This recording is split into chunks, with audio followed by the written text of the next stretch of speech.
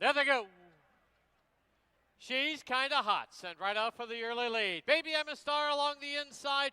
Weekend in Delmar to make a line of 3. Early trailer, Sweet Lily. As they pass by us now for the first time, Weekend in Delmar from the far outside has a short lead. Trying to hold the fence, Baby I'm a Star. In between them, she's kind of hot. A little bumping going on into that first turn. And then 3 lengths further back to the trailer, Sweet Lily. As they run to the half-mile mark, the opening quarter in 22 and 3. From along the inside, she's kind of hot, has the lead by a neck. Weekend in Delmar, second now by about 5. Then Baby I'm a Star sits in third. 2 lengths further back is Sweet Lily. As they run past the 5/16, half, 45 and 4. And she's kind of hot with the lead. Weekend in Delmar chasing in second. 4 lengths further back, Baby I'm a Star. And the trailer still is Sweet Lily. 1/8 of a mile from home. And she's kind of hot, leads it now by a length and a half. And down the lane they come. It is She's Kind of Hot, sprinting clear now by 2. Weekend in Delmar second. And Baby I'm a Star third. She's Kind of Hot will win the opener. Weekend in Delmar second. Baby I'm a Star third. Sweet Lily fourth.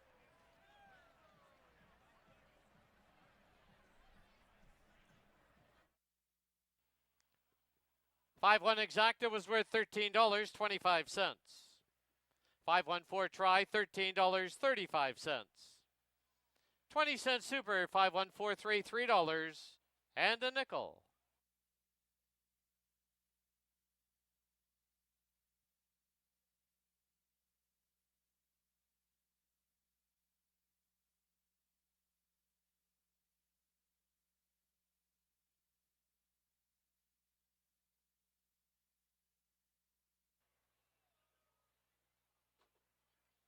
There they go.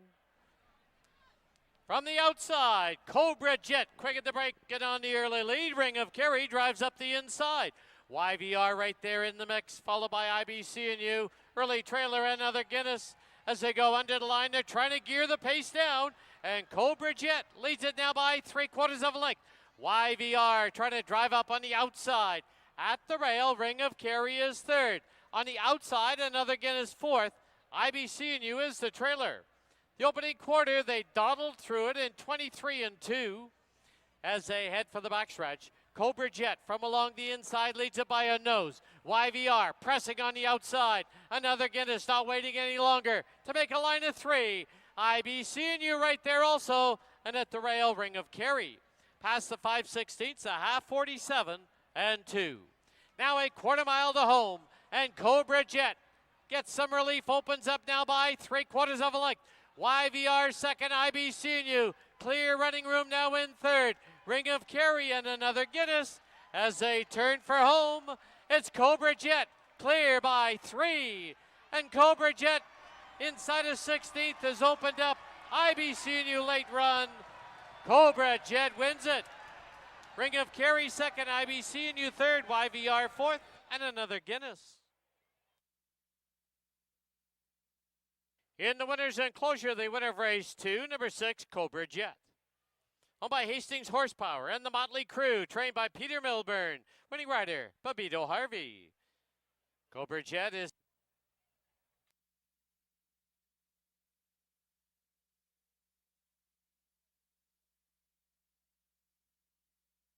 number 3, YVR, claimed by Rob and Vicky Gilker. Trainer, Rob Gilker. Up next, race 2 of our Wiener Dog Heats.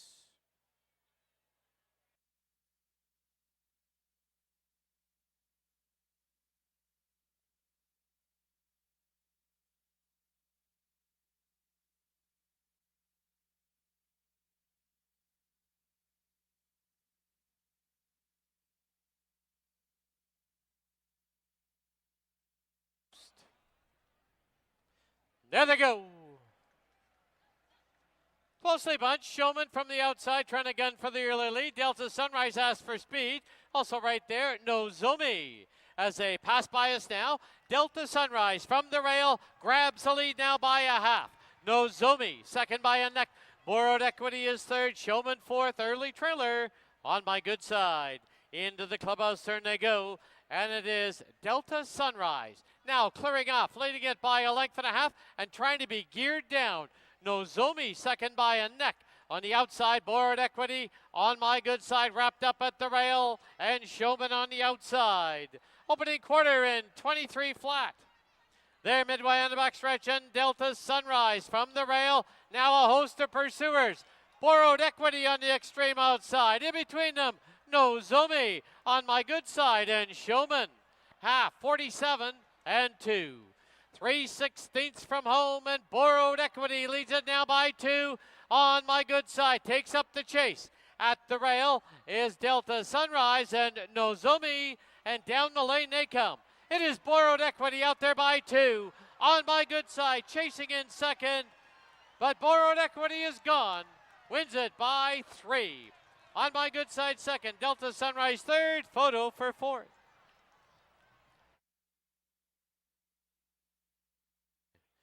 He's owned by Sandra Corson, trained by Mel Snow, assisted by Eric Gutierrez, and the winning rider, Brian Budramsing. Borrowed Equity is a 5-year-old gelding by Lent out of Bold and Lovely. 542 try, 16.15. 20-cent super, 5426, $14.02. No changes. Post time for the fourth, 20 minutes away at 4:12. Coming up next will be Heat 3 of our Wiener Dog race.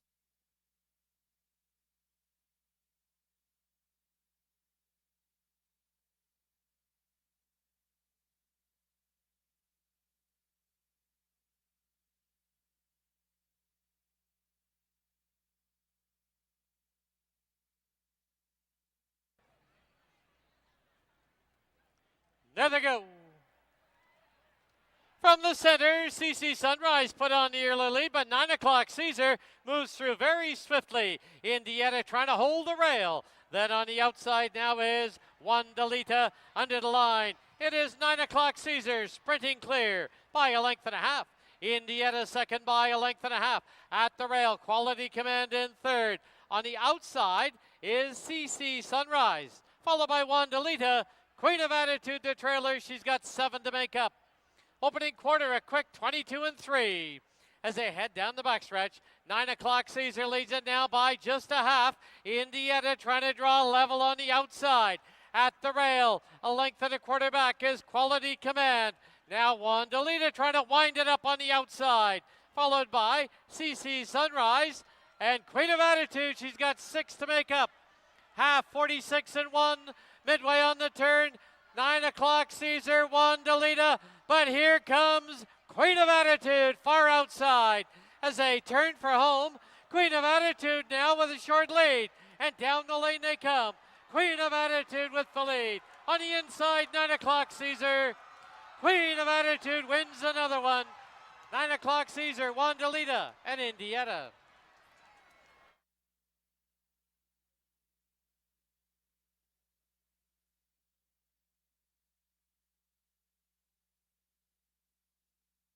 Now in the winner's enclosure, the winner of the fourth, number 5, Queen of Attitude. She's owned by Lori Henson and Helen Climbs, trained by Steve Henson. 5-3 exacta, $4.20. 5-3-6 try, $6.85. 20-cent super, 5-3-6-1, $3.49.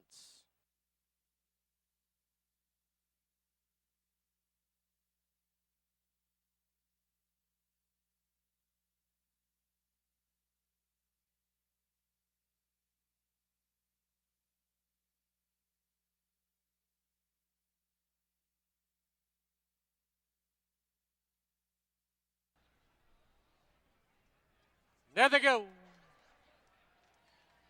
Closely bunched, back burner from the far outside. Lola M's right there in between runners. And BC Choo Choo as they sweep by us now for the first time. Lola M from the rail leads it by a nose. Back burner second by a half. In between runners is BC Choo Choo. There's a big break of 4 now to Licorice, who sits in fourth. Foothills Boulevard at the rail. Eddie's Girl on the outside. Early trailer, Eyes of Beauty. Past the half-mile marker they go, opening quarter, 22 flat. To the backstretch they go, and Lola M from the rail leads it by a nose. Back burner, second by a length and a half. BC Choo Choo sits a stalking trip in third. Big break of 5 now to Eddie's Girl on the outside. Licorice in between runners. Foothills Boulevard and Eyes of Beauty. Half 45 and 1. Midway on the final turn, and the field is closing in. Back burner on the outside has a short lead. Here comes BC Choo Choo, and on the extreme outside is Eddie's Girl. And down the lane they come with BC Choo Choo in front. BC Choo Choo, Eddie's Girl. Late run from Foothills Boulevard. BC Choo Choo, Eddie's Girl, they hit the wire right together. Another photo for third, flying from the back, Eyes of Beauty and Licorice. Photo all around. Hold all ticket, Eddie's Girl. She's owned by the Todd Mountain Thoroughbreds, trained by Edgar Mendoza, assisted by Christina Mann. The winning rider, Kamal Santo. The 7.5 exacta was 42.85. 7.52 try, 482.85. 20-cent super, $275.17.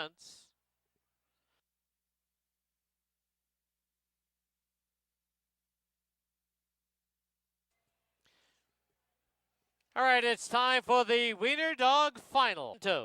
Scratch the 10, Parker Point. Post time for the 6th is 22 minutes away at 5:20.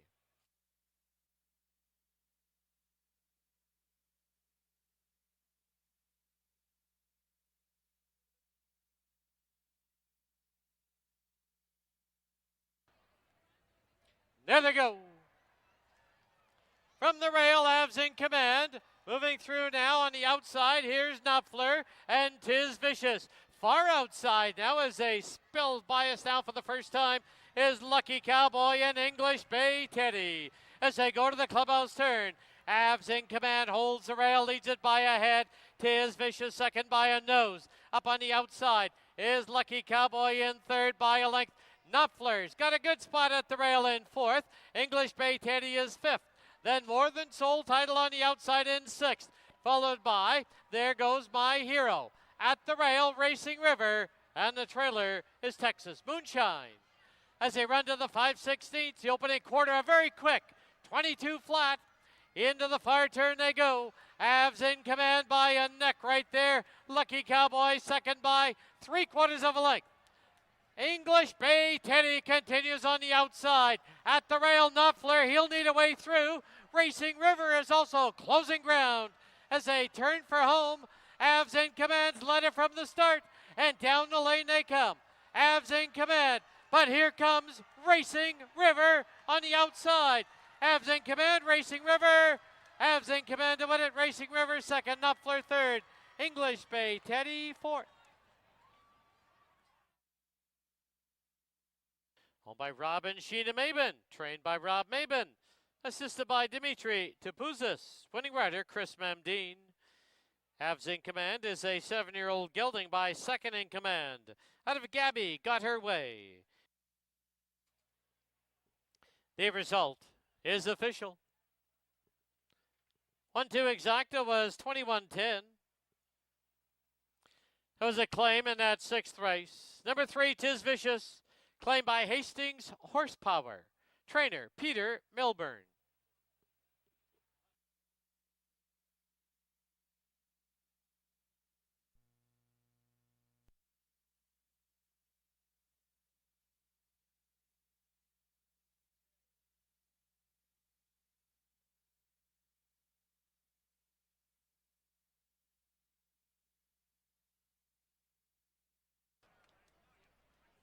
There they go.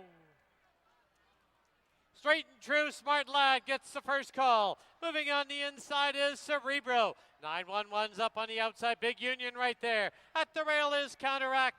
Then it's a break of 4 to Pay My Way and Pursue. Pursue's already dropped 9 off the lead. Going fast up front, and Cerebro takes the field into the clubhouse turn with a neck lead. Right there on the outside, Smart Lad second by 3. Big Union sits in third. At the rail, Counteract in fourth by 2.5, followed by 911. Pay My Way and Pursue. He's dropped out now, 14 off the lead. Opening quarter in 22-1. As they head to the 5/16 marker, the half comes up 45-2. Cerebro from the rail by a nose. Right there on the outside is Smart Lad, second by a length. Big Union pushed along in third. At the rail, Counteract, 911. And now Pursue has picked up the bit, and he's closing ground. As they turn for home, it's Cerebro with the lead. On the outside, Big Union, 911. Trying to knife his way through is Pursue. It's going to be a blanket finish. As they hit the wire, it will be very close. Cerebro, Big Union. In between horses was Pursue, 911. Into the winner's enclosure, the unofficial winner of race 7, number 4, Cerebro. He's owned by Nancy Betts, trained by Nancy Betts, and the winning rider, Silvino Morales. The result official, the 4-3 exacta, was $50.90. Super High 5 was $792.89.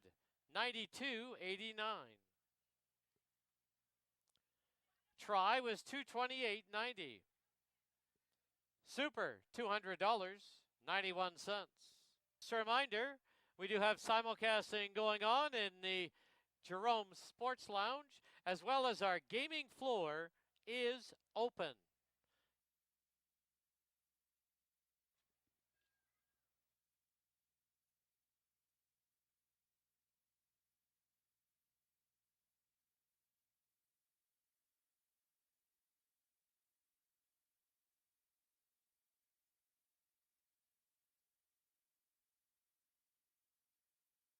Sunday, 7 p.m. It's a single night only this week as the annual fair gets underway on August 17th.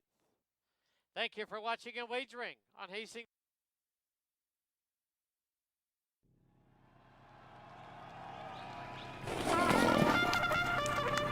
Racing is only the beginning. Naturally competitive and supremely athletic, racing thoroughbreds have a brilliant future in dressage, show jumping, 3-day eventing, and pleasure riding. New Stride lovingly reschools retired racehorses for a variety of new roles, allowing them to unlock their full potential and live happy, meaningful lives. It takes time and effort, but a multitude of delighted owners will tell you how worthwhile it is. Please support New Stride Thoroughbred Adoption Society. Visit newstride.com today.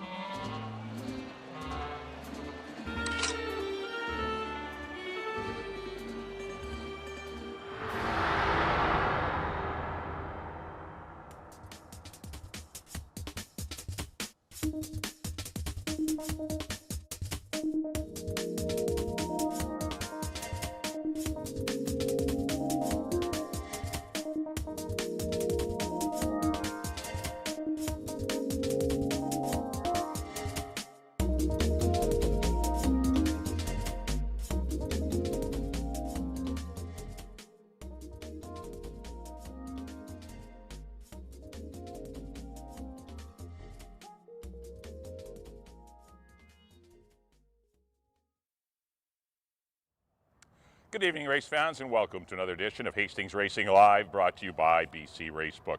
I'm Mike Heads, along with Bailey Williams. We'll be going over the Friday night card. Only a couple, I think this is the second to last Friday night. September 6th will be our last Friday night. We have 7 races tonight, pretty nice conditions. We've got great conditions, more my temperature anyways, Yeah, this that's is cool. for sure. It's a nice little breeze. It's about 20 degrees Celsius. It's just nice. Perfect for the horses, perfect for the fans. Let's get right into the action. In race number 1, we've drawn a scratch. Actually, we have 4 scratches today. In the first race, scratch the 2 Hour Bloke, which leaves us with 4 3-year-olds here. $16,000 claimers to go 6.5 furlongs, first half of your early daily double. Who do you like in the opener? I think Horatio is going to be a tough horse to beat after that very comfortable win, some confidence, but he did absolutely nothing wrong shortening back up to 6.5. Beckett's Best, another one that might be sitting off a little bit, and did a really good run first off the claim, and Fraser Landing's rounding out my top 3. I got the same top 3. I was equally as impressed as you were with Horatio last time. This was kind of the effort we've been waiting for from him for quite some time. It did take a drop down to the maiden $8,000 level for it to surface, but it was easy fractions, don't get me wrong, but he was powerful down the lane, and he finished up very good. And he's in against 3-year-olds here, which is a plus. That race was 3, not maidens, but still, I think he can take this minor jump up in class and maybe defeat Beckett's Best and Fraser Landing. On to the second race. The second race does kick off the pick 5. No carryover in here. Field of 5 maidens. They're going 6.5 furlongs. A couple horses dropping out of stakes in here, finally. Yeah, we have Westminster, Money Shot, all coming out of stake action in here, and those are my top 2 choices in here. Westminster, like you said, is a maiden. Did get that win first out, but was disqualified. We've added the blinkers the last time in the Sir Winston Churchill. I thought that was a very key move. I think we'll see a great effort from him in here today. And Money Shot getting the class relief, I think, is definitely the key that this horse will need, and shortening back up to 6.5 furlongs. Couldn't quite, I don't think, get the mile on a 16th. Was struggling a little bit. So, and then I threw Rumbumba, the other Maven horse, in for 3rd. Yeah, I've got the same horses. I think these 2 horses, it's really tough to be creative and come up with something else other than the 4 and the 2 here. And Rumbumba or Station 1 for 3rd. Westminster and Money Shot, their connections have shown great confidence in them. Staying out of maiden races and running in stakes, and finally there is a lull in the stakes action, and it kind of fits in perfect if you're not sales stake eligible to get in a maiden race. And I think Westminster and Money Shot will prove that they are best in race number 2. On to the 3rd race. Once again, another scratch in here. Scratch the 5-star entries. So we're down to field of 4, 12-5 claimers. We're going to go 6.5 furlongs. This does kick off your first pick 3 here on race 3. So who did you land on race 3? On the drop here, the Hastings Racing Club horse, Finding Ways. I think back in the level where he's most competitive, and Silvino Morales stays aboard. He had a lot of success with this horse previously. I mean, Kieran Kellon won on him throughout the year, but last year Silvino knows this horse well, and definitely won to Florida Gator, though. It's a tough one, coming off of a layoff after being claimed back in May. So will be interesting to see where he kind of fits himself in here. But I think he's the second choice for me anyways. Yeah, I've got Finding Ways on top. The scratch of star entry really eliminates a deep closer coming. Like Finding Ways can maybe get into a pace duel and still last, because there's one flying late to nail him, so he doesn't have to be too concerned, I don't think, with anyone flying. I like Finding Ways. He's the fastest. I think he will get the lead. Silvino, even if he has to go 21-4, 45 flat or something, he's still going to have horse left. He's a crack sprinter, and I think he'll go well. I agree with Florida Gator. It's been a tough season for him, obviously, after the claim, some mishap, because he's been off for 3 months. That's why he's waiver claimed today after being claimed for 12.5. And on his best day, he can definitely threaten Finding Ways, but he'll need his best to get close and put Backshack in for 3rd. But we both agree Finding Ways, another favorite perhaps in race number 3. A lot of chalk today. On to the 4th race. It does kick off the pick 4. Another scratch here. Scratch the 6, Feisty Ella. We're left with a field of 5, $8,000 fillies and mares and on 3 lifetime. Would you like it to kick off the pick 4? I'm getting brave with my pick 4, and I'd single the 4 in here, Mary Blue, shortening back up to 6.5 furlongs in here. I mean, I always jinx them when I decide to single them early, but I do think that she's definitely the filly in here to beat. BZ Christie, another one. Very game effort last time. Chris Memdeem stays aboard in here. And Penalty to Rangers, when this filly gets the lead, she was game last time. Very game last time. I thought there's definitely some challengers there, but she got that lead and wasn't willing to give it up, and she looks to be the speed again in here. So I think I've kind of got the same three. The only one I've left out, and it's Peterson Landing, who wasn't all that far behind Mary Blue in any of their races together. So might be a bit of a price play. Not no one's going to be a price. She may be 7-2 or something. But Mary Blue, I agree on the class drop. Should be pretty tough. Penalty Rangers from BC Christie for me are interchangeable. They're both very nice when they get their trips. But Mary Blue and Peterson Landing on the class drop must be watched, and we both agree that Mary Blue is going to be tough in the 4th. On to the 5th race. Got to field the 7 $4,000 claimers. Mile and a 16th will be the distance. Exacta Tri Supers, and your late pick 3 starts in race 5. Who you got? I went to the 6 in here, Fort Langley, tried his luck for the first marathon there, and I think because he won sprinting early in the year, that was a little bit his mentality. That first turn there couldn't quite get him settled. He was headstrong, but back to a mile and a 16th. He knows the route distance from there. Better Tones, another late closer for Dino Condolinius. I think he has the potential exactor in here. And number 5, Goodbye Putin, rounds out my top 3. Well, we've been reading the form the same. I'm rubbing off on you, or you're rubbing off on me, one of the two. But I agree. I went Better Tone on top, that's all. Pretty impressed with his run. I know it was against easier, but boy, you looked well meant that day, and you got away at a nice price at 7-1. And he won't be 7-1 in this tougher spot, but he's going to get some speed to run at in here with Ask Me No Questions and Dynamiter. Fort Langley likes to lay close. I don't think anyone's getting away cheap on the head end, so that'll help. Better Tone, and I did put Fort Langley for 2nd. He's dangerous at this level. And I put Goodbye Putin. Yep, I got him in for 3rd. 2nd run off the claim for Nicole Rycroft, and so this horse could improve. But I went 165 in the 5th. On to the 6th race, first half of your late daily double. Scratch the 2, Richards Command. We'll see Richards Command run another day. This was a mare going in against the boys, so obviously, changed their thoughts and got out of there, because it's definitely a tough one. 62.50 claimers going a mile and a tick. Who do you like here in the 6th? I went to the 1-horse Frankie Machine, Broken, and Rookie Year, both on the drop. I do like them as well in here. Obviously, coming off of the 5th and 6th, they were just finishing in behind each other earlier in the season. But I do think that Frankie Machine on his best day, having the rail, is going to be ultra tough in here. This is his level where he's confident and dominates, but Broken and Rookie Year are interchangeable for me.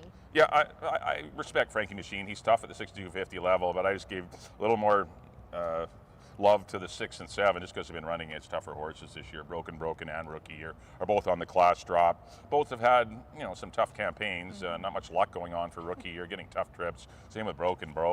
Perhaps at this level they'll be able to work out a good trip. And the only other horse maybe to touch on would be the 4 Ready Hero, who looked very good in winning. Like, this horse really looked like he's turned the corner and could be a good horse in here, and we might have underestimated him. But I went Broken. Bailey's going to go to the 1, Frankie Machine. On to the 7th and final. Going to keep you up a little later tonight. 7 races on the Friday night. No scratches in here. Got a nice full gate of 8. And fillies and mares, 4,000 claimers. They're sprinting 6.5. Who do you like in the last? I went to the 3 in here, Texas Humor, back to 6.5 furlongs. Got the lead quite comfortably going a mile and a 16th. Just got a little leg weary there, but you gotta, when you get to run against the mares, you gotta try either distance, and that's what came up for her. The 7, Lucy Treasure, I put for my play spot, getting a little bit of class relief. This horse has shown some speed and tactability as well. The 8, Icebreaker, settling, going back to 6.5 furlongs. Won't have as much work left, I don't think, but the 6 and 1 I left out, but if you're playing the super high 5, they're definitely players as well. I went Lucy Treasure. Just there isn't a lot of speed in here. Maybe she can strike the front. Maybe the easier company will need what she needs to get a win, because this is a good spot for her. But I agree, Texas Humor and Icebreaker will be nipping at her heels, and if she isn't at her best, either Texas Humor or Icebreaker would be the next 2 best horses to close things out. Well, that'll do it for the Friday night edition of Hastings Racing Live, brought to you by BC Racebook. A little ways until our next live card. We got 10 days. Next, what is it, Monday? The P&E throws everything for a loop. Of course, the annual P&E Fair starts tomorrow, runs right through to Labor Day. So our only live card during the P&E will be Monday, August the 26th. There'll be 4 stakes races that day. The CTHS Sales Stakes, of course, as they are the Showcase before the sale. before the sale, which is on August the 28th, 2 days later on the Wednesday out at the Thunderbird Show Park. All right, good luck tonight, everyone. On behalf of Bailey, thanks for tuning in. Next up will be Dan Jukic with the scratches and changes for our Friday night card.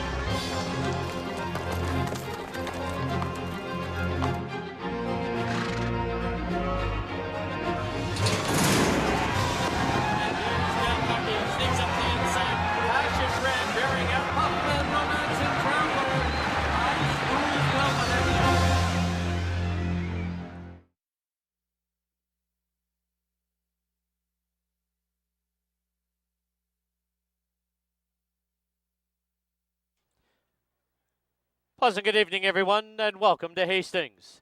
Track condition at present is listed as track fast.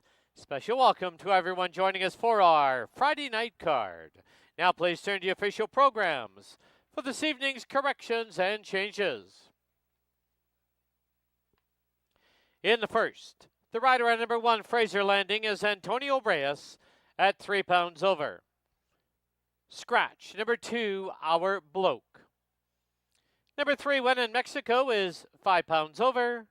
Number 5, Horatio, is 4 pounds over. There is no show and no superfecta wagering on the opener. In the second, number 3, Bluegrass Lent, is 3 pounds over. In the third, Scratch, number 5, Star Entry. There will be no show and no superfecta wagering. In the 4th, scratch number 6, Feisty Ella. Scratch the 6, Feisty Ella from the 4th. Race 5, there are no changes. In the 6th, scratch number 2, Richard's Command. Scratch the 2, Richard's Command from the 6th. And in the 7th, there are no changes. Those are all the changes and corrections to the present time. At this time, Hastings would like to welcome our Friday night groups joining us. They include BTY Group, the Beatty Group. Happy 36th birthday to Ogi Radicic. Special welcome to the Hub Group, to Nicole Rain. Virgin Law Group, Scott Lumby, MJ Kvetten, to Danik Connaughton. Special welcome to Peter Pear, Brent Bell, Brendan Quarry, Daryl Nordmark, and happy birthday to Richard.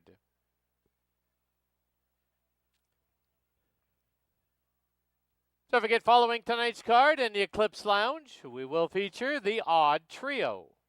Join us following live racing in the Eclipse Lounge in the casino.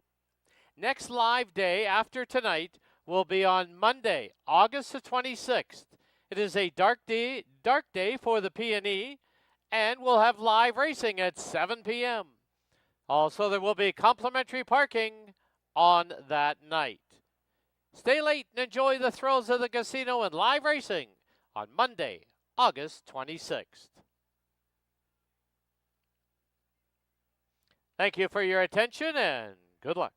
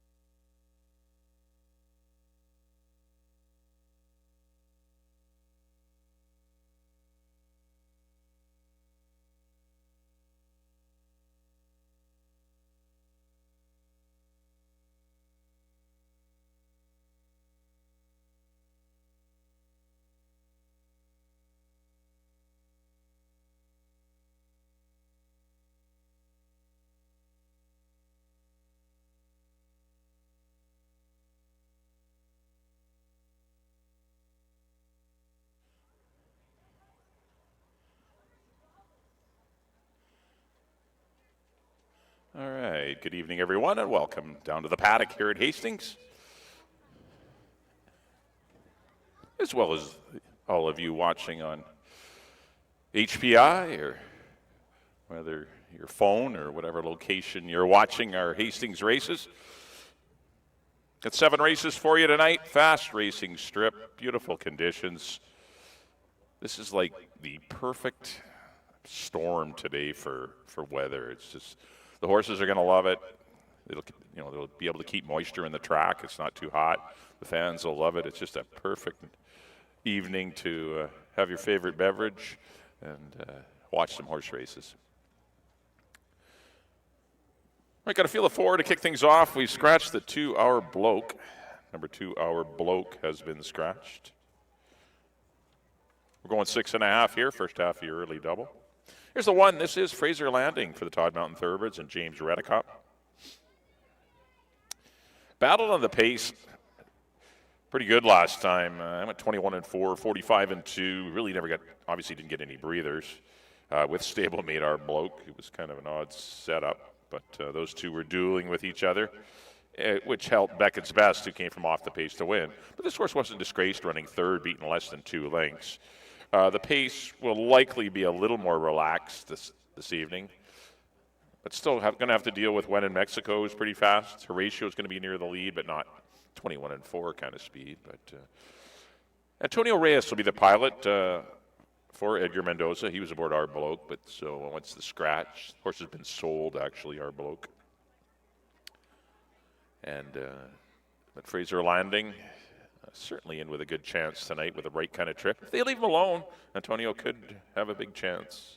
But once again, put up Antonio Reyes on the 1, Fraser Landing. Nothing wrong with Karen, just Antonio is the second, obviously the premier choice for Edgar in this race. So once the 2 was scratched, he moved Reyes over to the 1 horse.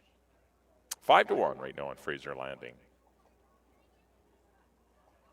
3 will be When in Mexico for the Willow Creek Farms and Steve Henson.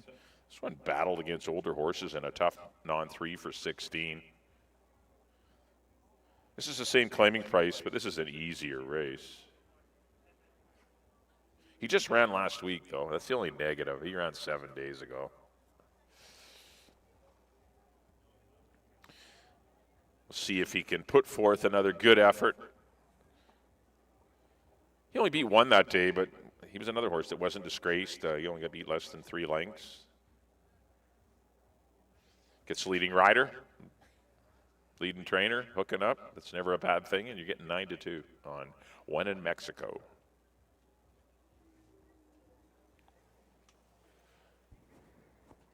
Four will be Beckett's Best for the Dreamtime Stable and Greg Benin. Nice win. Second run off the claim. Claimed him for 7,500. Ran him back for the 8. Ran nowhere against Stanford Bay. That was a tough open 8, though. But then it got in against 3-year-olds. It just shows you how much easier it is when you stand against your own age bracket. We don't offer those races all that often. So I know trainers would prefer to be in these races more often, but it just doesn't happen. So sometimes you're forced to run with the older horses, and he didn't last time, though. He got a perfect setup. There was a pace duel going on. He was the one laying last or second to last, and he made a good 3-wide brush on the final turn under Kamal Santo and got up for the win narrowly over Our Bloke and Fraser Landing. But it was pretty much a perfect trip that day. I've got the horse for second, but obviously with a perfect trip again, this horse could be dangerous. 7-5 on Beckett's Best. Looks good here in the paddock.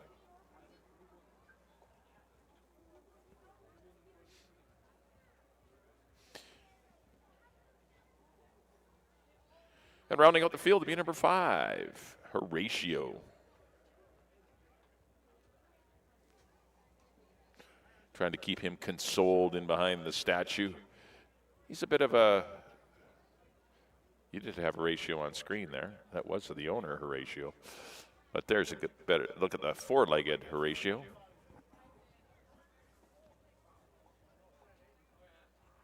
Blowout win last time. Wow, 48 for the half, though. I mean, that was an easy maiden 8. He crushed him. He was 3 wide early, 3 wide down the backstretch, and then just flew home. Prior to that, he was second in a maiden 16, third in a maiden 16. He's been running decent races, but he finally put it all together. But it did take a big drop in class for him to do it. But he's in against straight 3-year-olds. He was in against 3 and up in those maiden races. He's certainly bred to be a nice horse, being by Mendelson out of the mare Snuggles. So he's a half-brother to, of course, Bunny, who was stakes placed earlier this year. There's a good look at Dino, who has got the job of paddocking Horatio, because he can be a bit of a handful in here. And he hasn't wasted much energy in here, which he has in the past. So I think we'll see an A effort from Horatio. I think the A effort gets him the money. I like Horatio.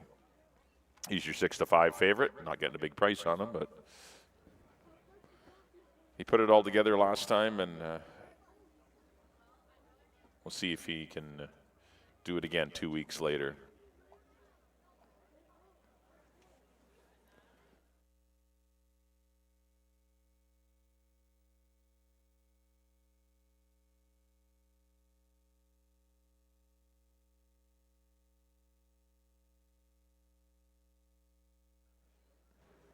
All right, we're set for post parade here for race number 1. There's a good look at Horatio getting legged up. Silvina Morales going to get a leg up, and there is the 2-legged Horatio with his back to us. There he is. Hi, Horatio.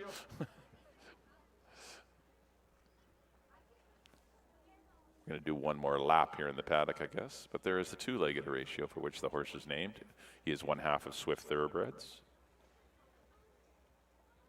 And hopefully he gets to visit his 4-legged Horatio in the winner's circle here in 9 minutes' time. We're almost set for post parade here for race number 1. First half of the early double. Once again, scratch the 2-hour bloke. Number 2-hour bloke is out. Put up Antonio Reyes on the 1. Fraser Landing.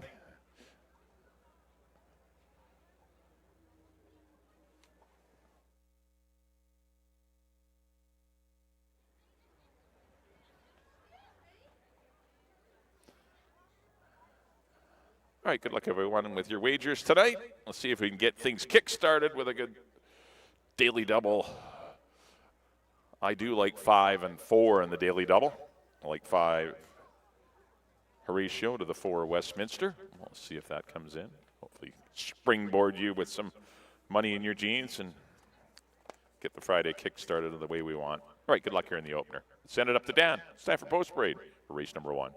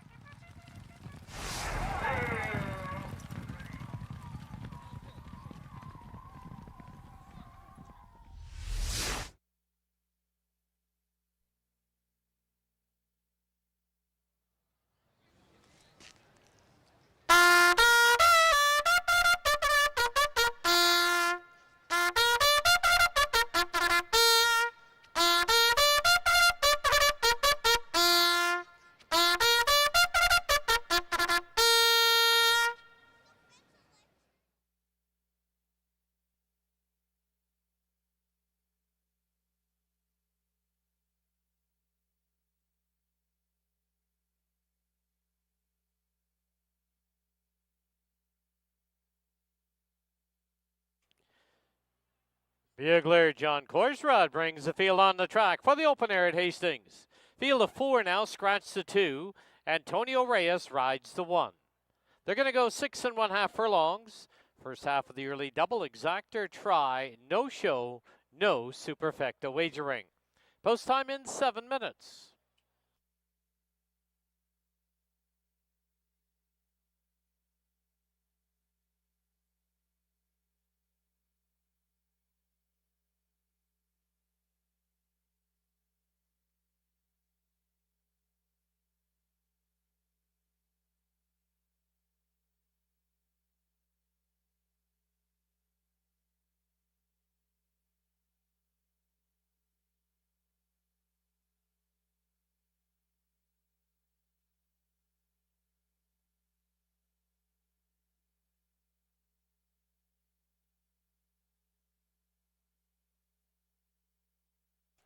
On parade number 1, Fraser Landing, owned by the Todd Mountain Thoroughbreds and James Reddekopp. The rider now, Antonio Reyes. Number 3 went in Mexico, owned by the Willow Creek Farms with Amadeo Perez. Number 4, Beckett's Best, owned by the Dreamtime Stable. Kamal Santo rides. And the 5, Horatio. In the colors of the Swift Thoroughbreds, Silvino Morales in the saddle. 5 minutes to post time. Let's kick off our Friday card by going down to the paddock and Bailey Williams.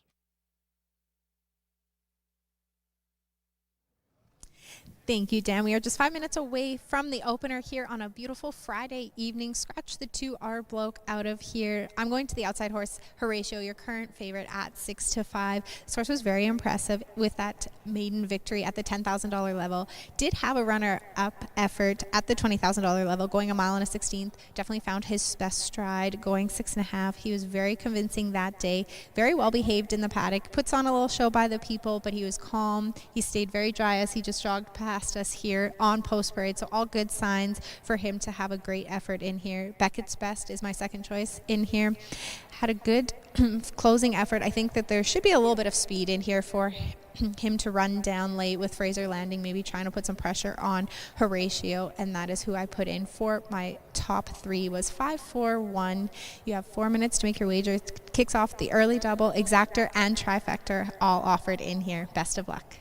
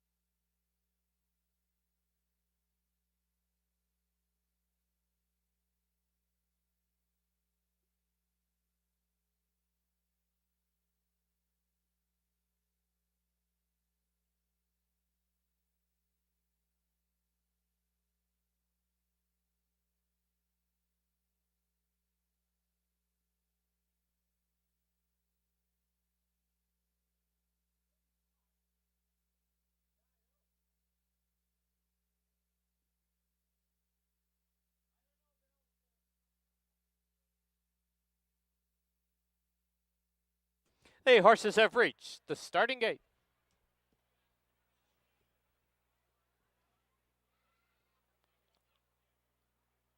Field of 4, last one up to the outside is Horatio. We now have 4 in, they're at the post.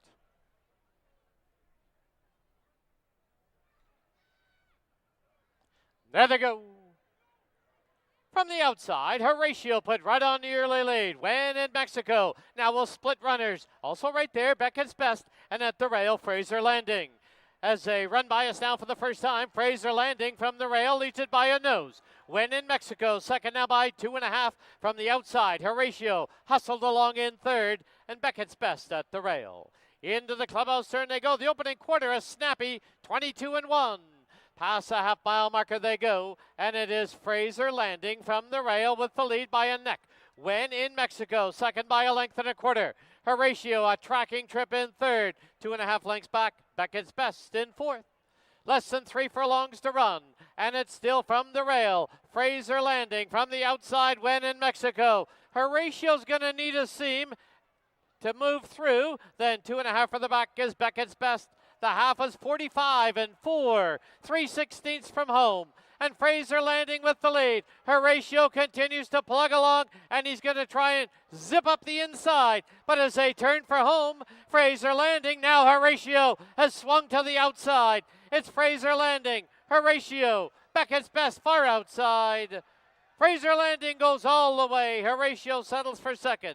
Beckett's Best, and When in Mexico.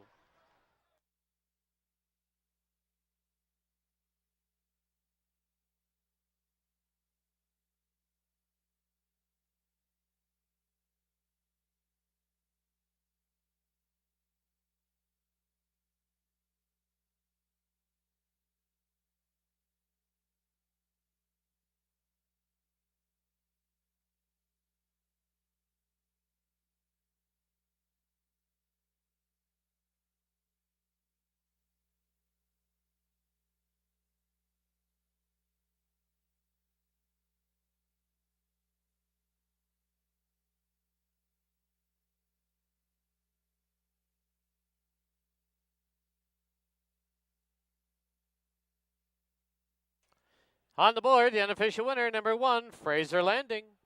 Number 5, Horatio second. Number 4, Beckett's Best third. Number 3, When in Mexico fourth. 1, 5, 4, 3 on the board.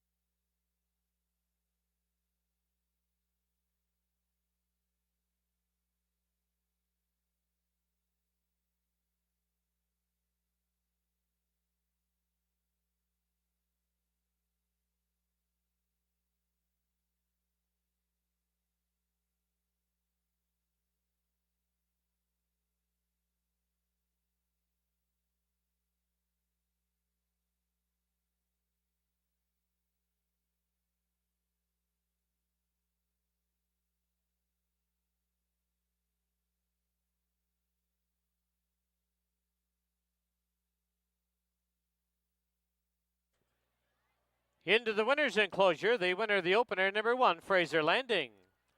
Owned by the Todd Mountain Thoroughbreds and James Reddick, trained by Edgar Mendoza, assisted by Christina Mon.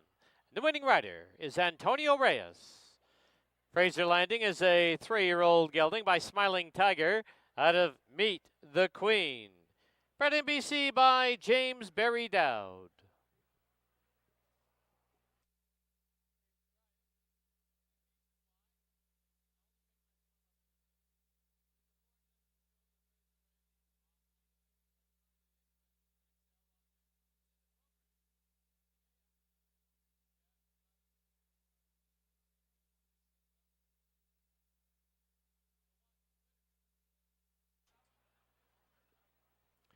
The result is official. The 1-5 exacta was $9.30. 154 try 17:20. Final running time 1:17 and 77/100. In the second, number 3, Bluegrass length 3 pounds over. Post time 22 minutes away at 7:30.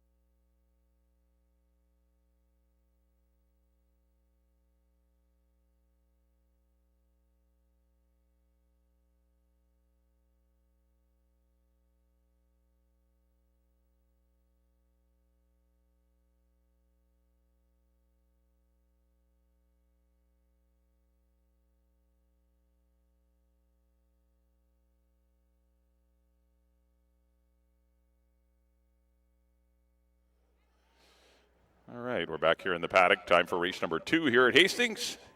Got a field of 5 maidens, which means they have not won a race in their career. Somebody's going to break through today. No claiming price here. They're all maiden allowance runners. As good a maidens as we have on the grounds. They're going to go 6.5. This does kick off the pick 5 on races 2 through 6. You pick 5 players, have 15 minutes to figure out those tickets. It's always a good wager. Minimum investment for a real good return, but you got to wait 5 races to collect. That's the only thing. You got to string. Can't have any mistakes in that 5-race sequence. Well, congratulations to the Todd Mountain Thoroughbreds, Ron and Ray Fawcett, James Redicop, Edgar Mendoza, and Antonio Reyes says Fraser Landing wins over race number 1. And here is station 1 for the Todd Mountain Thoroughbreds. Son of Honor Code. Had a couple of good runs this year. He wears those ear cones, wears blinkers.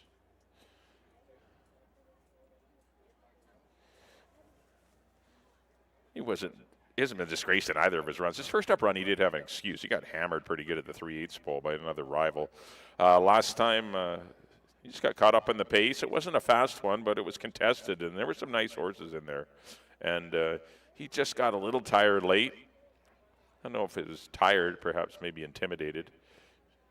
Because anytime you see horses with blinkers and ear cones, things bother them or deter them. That's why the equipment has been placed on them to try and remedy any issues they have.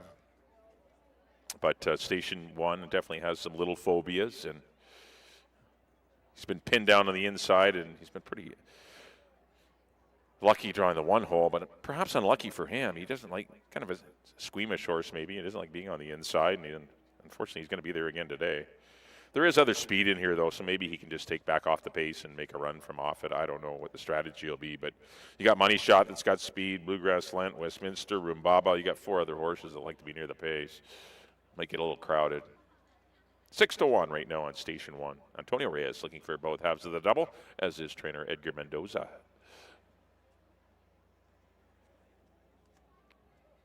2 will be Money Shot for the Win Racing Stables and Ian Jewell.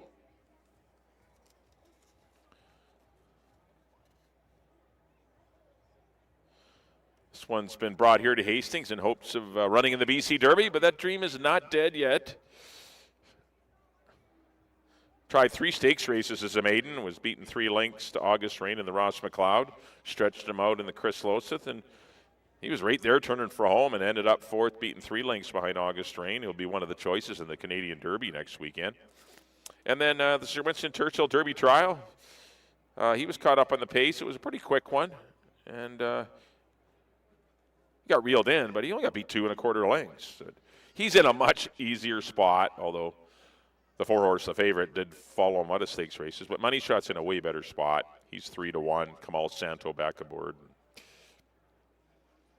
I think with a victory, obviously these 2 maidens, Money Shot, the 2 and the 4, Westminster, need badly a confidence boost. And maybe with a win, they can springboard them into a slot in the starting gate in the BC Derby in mid-September.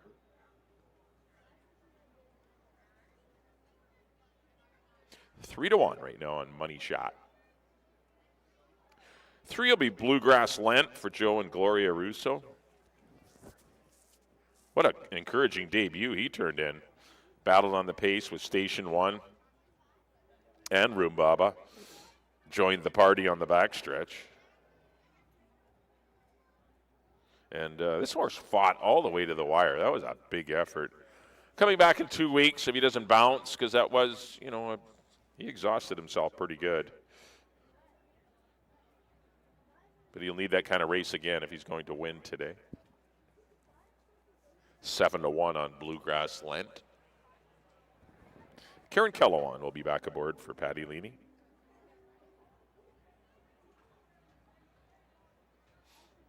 Another one that wears a lot of equipment, blinkers, shadow roll. Those kind of horses seem best when they are out there on the lead. The odd one comes from off the pace with all this equipment. But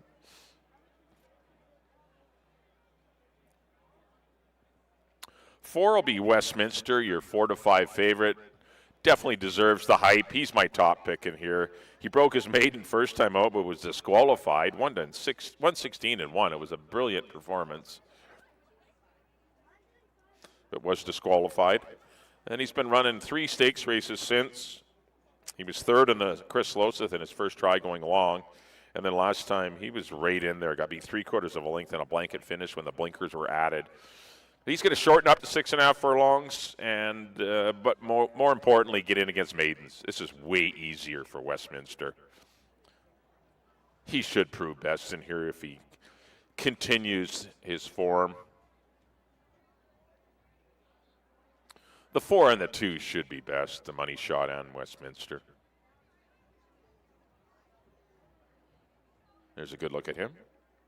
For Robin Sheena Maben, and another Robin Sheena Maben runner to fill out the field. This is the 5, Rumbaba, son of Catalina Cruiser, who's a very quick horse, leaving the John Sadler barn when he was racing.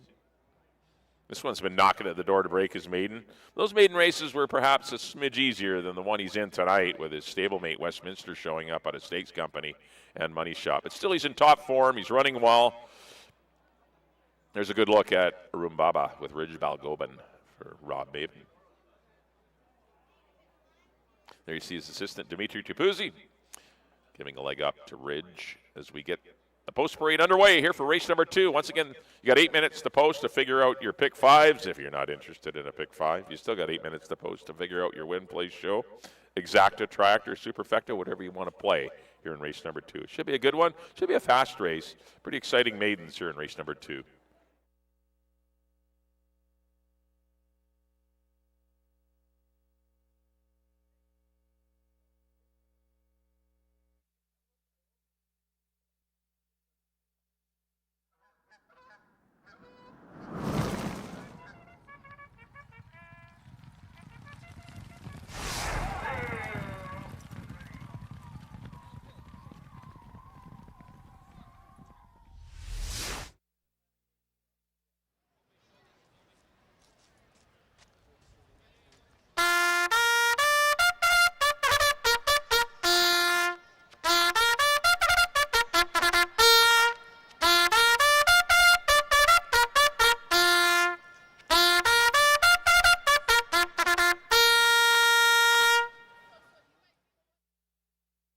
Bugler John Korsrud brings the field onto the track for race number 2. Field of 5. They're going to go 6 1/2 furlongs. Exactor, Triactor, Superfecta, and $1 pick 5 available. 7 minutes to post time.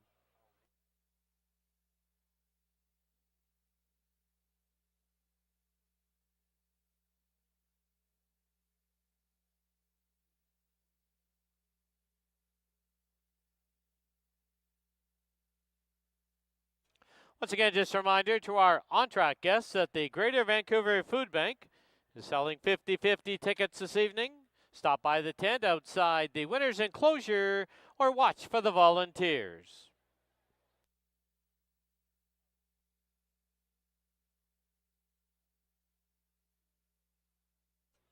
Here's your field number 1, Station 1, owned by Todd Mountain Thoroughbreds. Antonio Reyes rides. Number 2, Money Shot, owned by Wynn Racing Stables. The rider, Kamal Santo. 3, Bluegrass Lent, owned by Joe Russo and Gloria Russo. Kieran Kellewan in the saddle. Number 4, Westminster, owned by Robin Sheena Maben. Chris Mamdeen rides. And number 5, Rumbaba, owned by Robin Sheena Maben. The rider, Ridge Balgobin. 6 minutes to post time. All right, once again, let's go down to the paddock and Bailey Williams.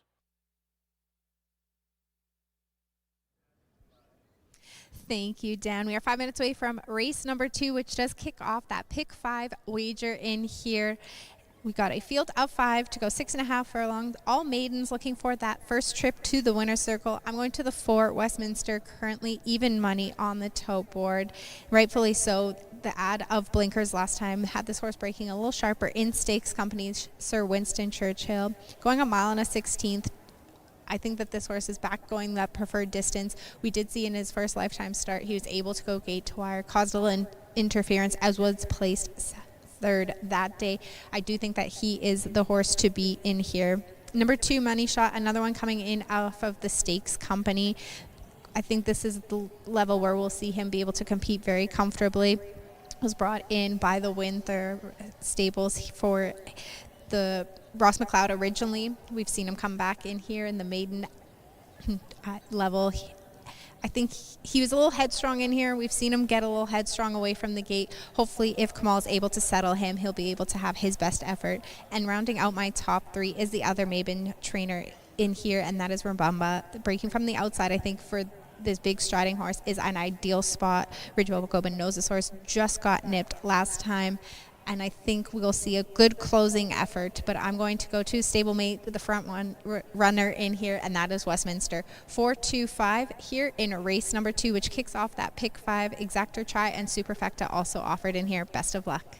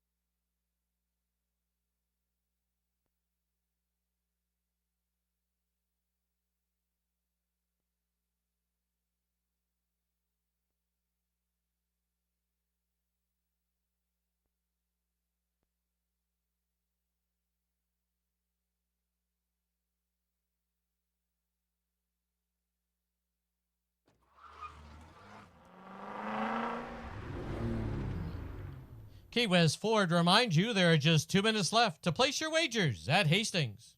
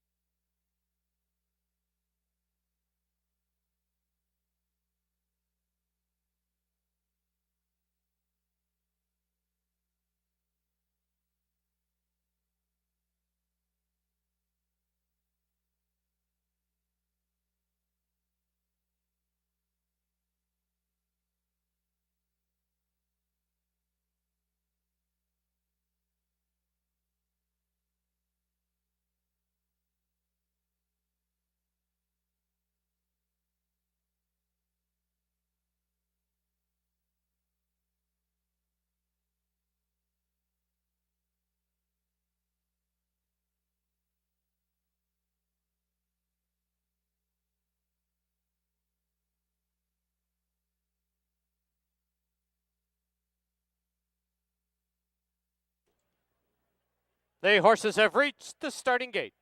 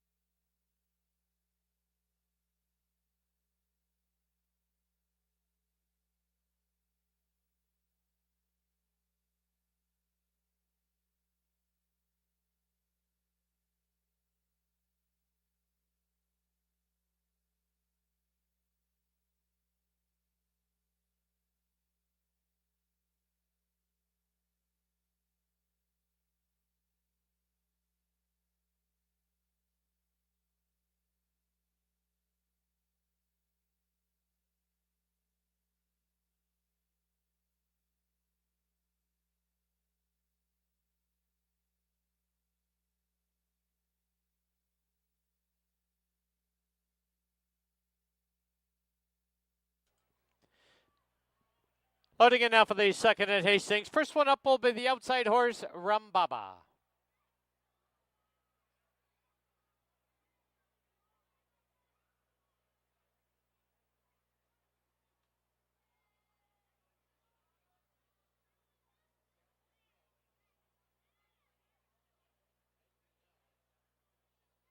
Next one up will be the inside horse, Station 1.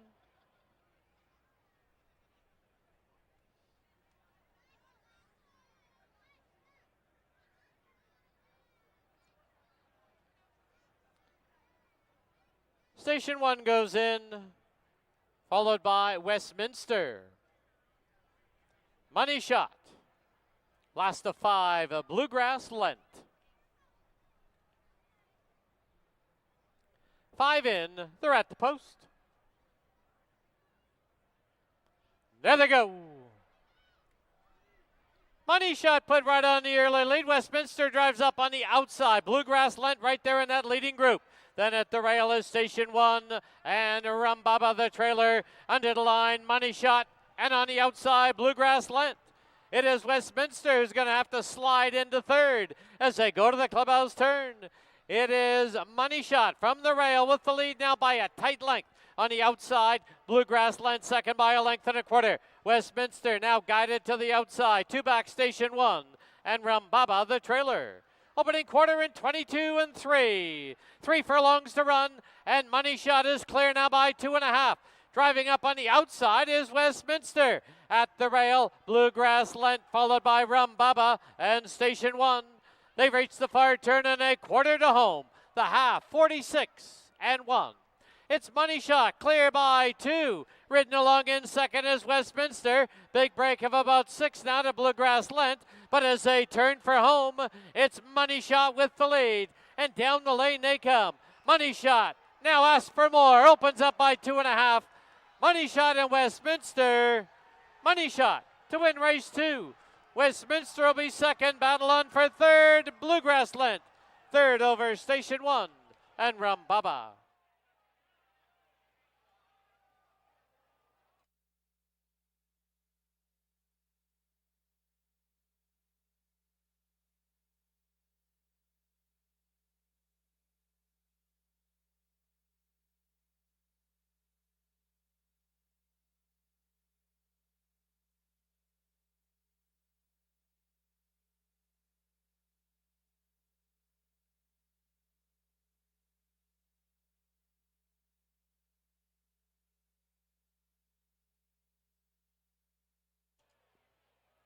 On the board, the unofficial winner, number 2, Money Shot. Number 4, Westminster, second. Number 3, Bluegrass Lent, third. Number 1, Station 1, fourth. 2, 4, 3, 1 on the board.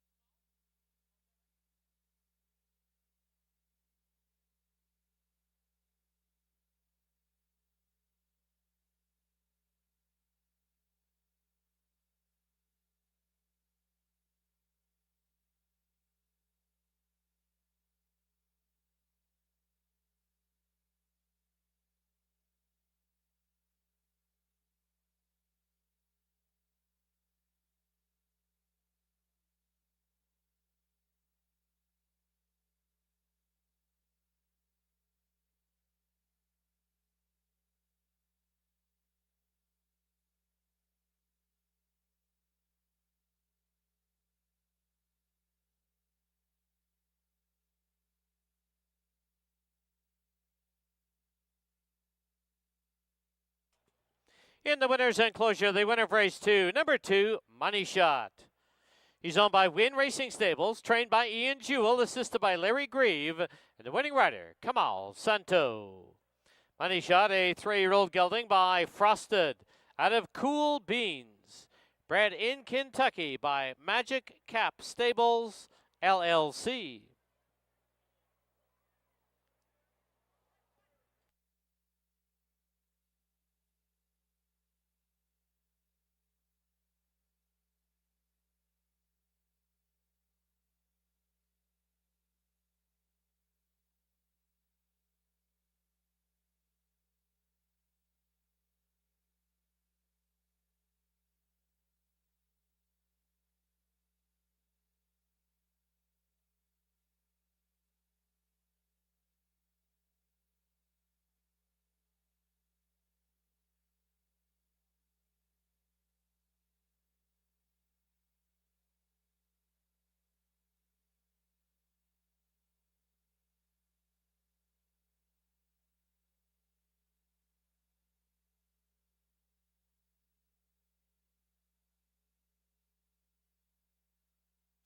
The result is official.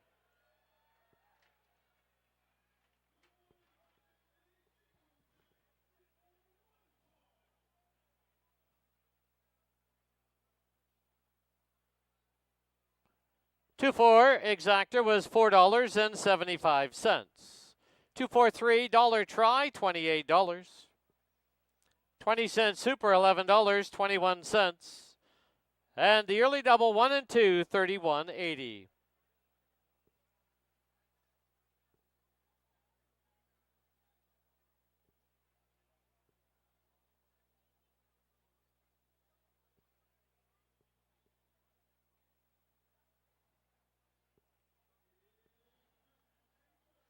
Final running time 1:16 and 95 100ths. In the third, scratch the 5, a star entry. No show, no superfecta wagering. Post time 19 minutes away at 8 o'clock.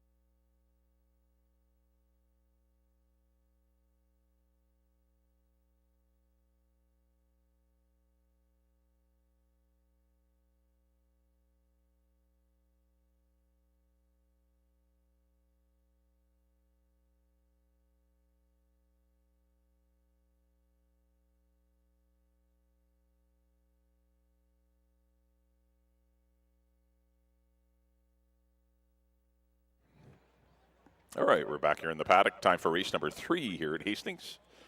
This third race is kick off your first pick 3 of the night. Pick 3 wagering on races 3, 4, and 5. We scratched the 5-star entry. Number 5-star entry will not be running in this race. So we're down to field of 4, 12-5 claimers to go in 6.5.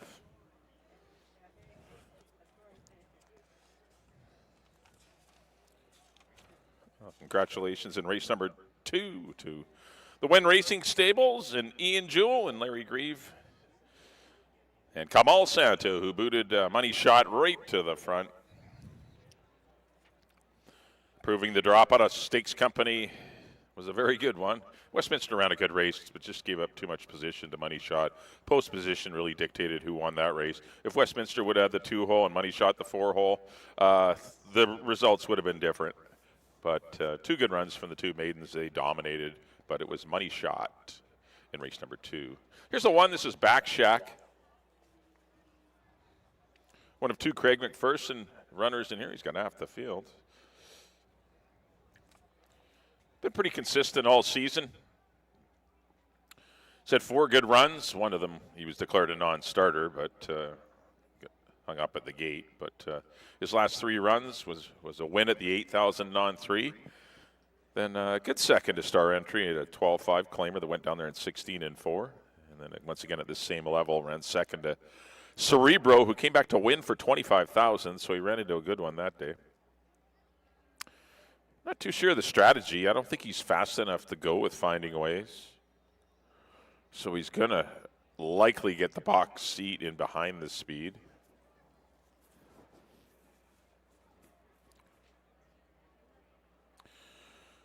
All the odds are askew as there's been a, what have we got, $5,000 on the 3-horse tonight so far,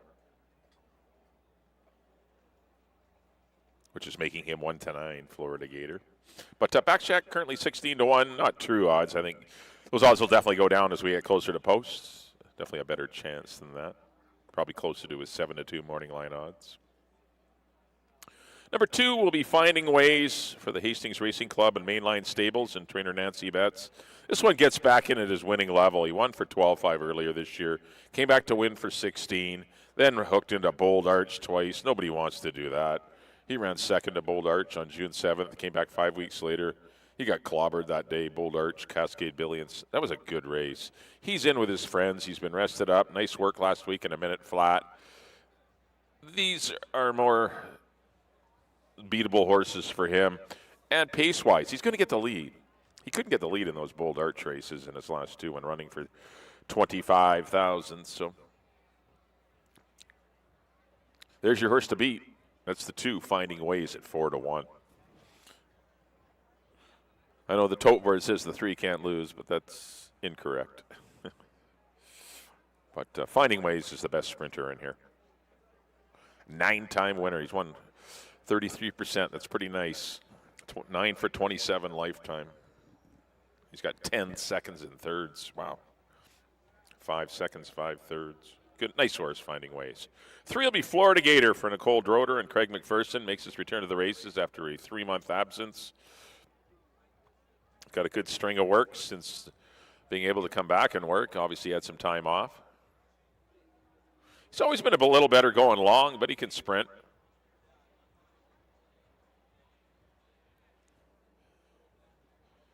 Karen Kellawan will be aboard. That's a tough return. You know, it's not easy for him to face his stablemate Backshack, Finding Ways, or Stanford Bay. This is a tough assignment for him. And you're getting no value, obviously. And number 4 will be Stanford Bay for the TC Racing and Rob Kilker. Nice win last time. Crushed a field of 6250 claimers. What do? There's no 8s, no 10s. He comes up for 12-5 here and see what we got. Let's see if he can match strides with Finding Ways and others. I went 2, 3, and 1. That's kind of the way I see it here in race number 3. You got 8 minutes to post. Good luck here in the 3rd.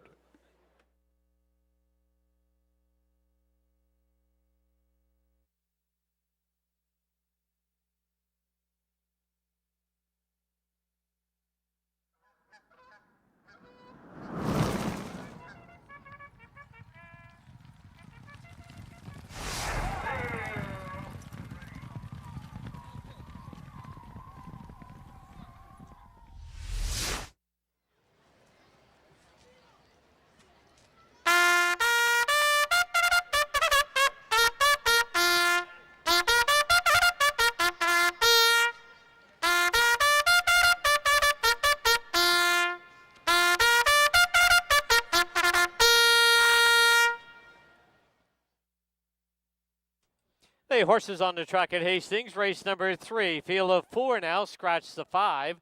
They're going to go 6 1/2 furlongs. Exactor, Triactor, no Superfecta, no show, but there is pick 3 wagering. Post time in 7 minutes.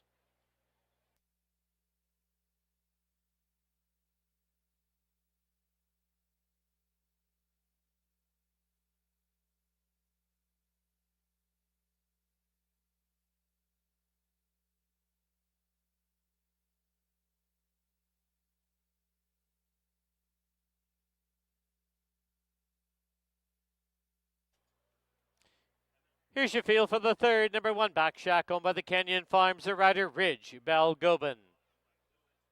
Number 2, Finding Ways, owned by the Hastings Racing Club and Mainline Stables, with Silvino Morales.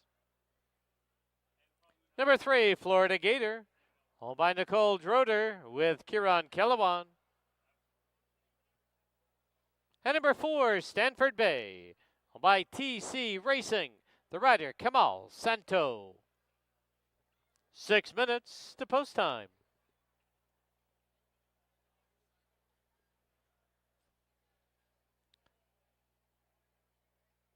Once again, let's go down to the paddock and Bailey Williams.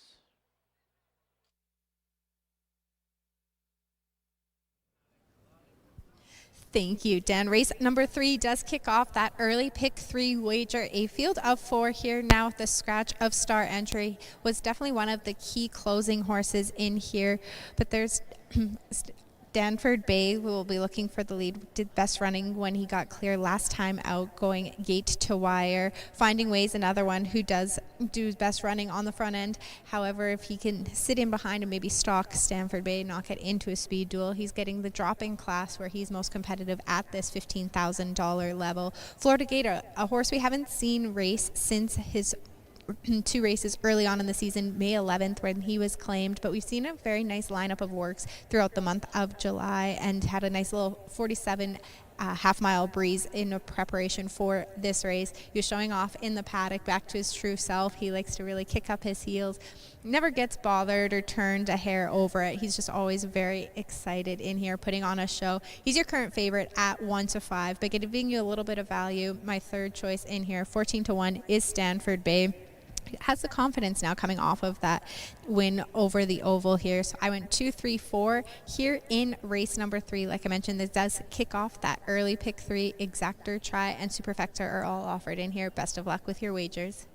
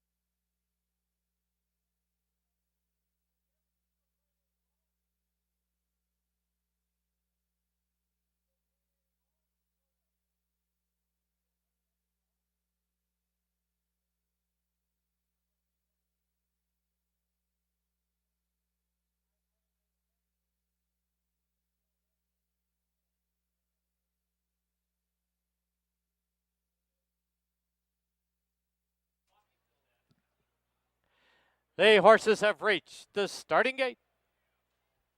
Loading in now for the third.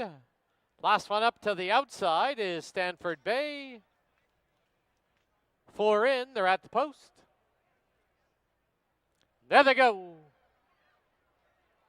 Finding Ways pops out of there quickly, as does Stanford Bay on the outside, followed by Backshack at the rail and Florida Gator. As they go under the line, it's Stanford Bay with a short lead. Finding Ways has the rail and is second now by 2.5. Backshack is third by 3. Trailer Florida Gator. Into the clubhouse turn they go. The opening quarter in 22-1. And Stanford Bay takes them past the half-mile mark with a tight length lead. Up on the outside now, Finding Ways. 2 lengths back, Backshack, and only a length and a half for the back is Florida Gator.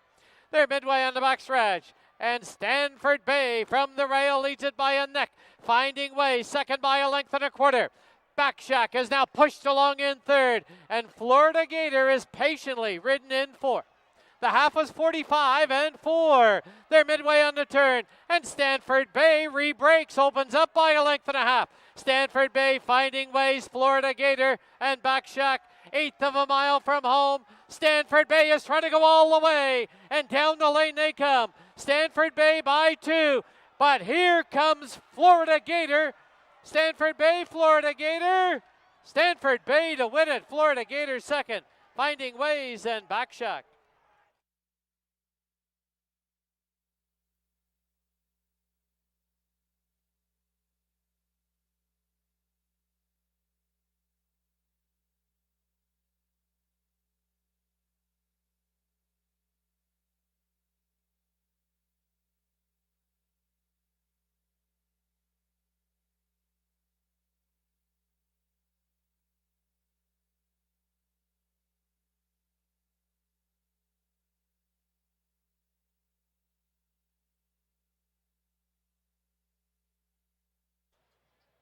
On the board, the unofficial winner, number 4, Stanford Bay.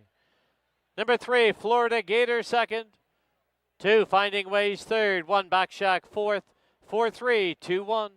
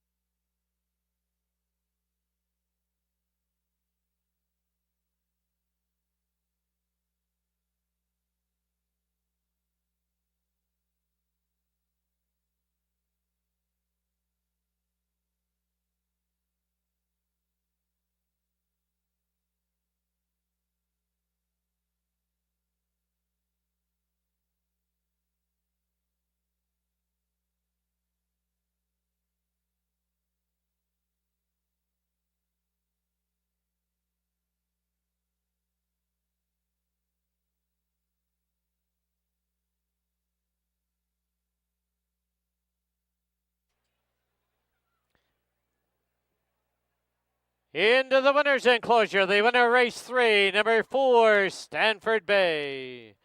He's owned by TC Racing, trained by Rob Gilker, assisted by Vicky Gilker. The winning rider, back-to-back winning rides for Kamal Santo. Stanford Bay is a 5-year-old gelding by Stanford out of Curvy Cat, bred in California by Tommytown Thoroughbreds.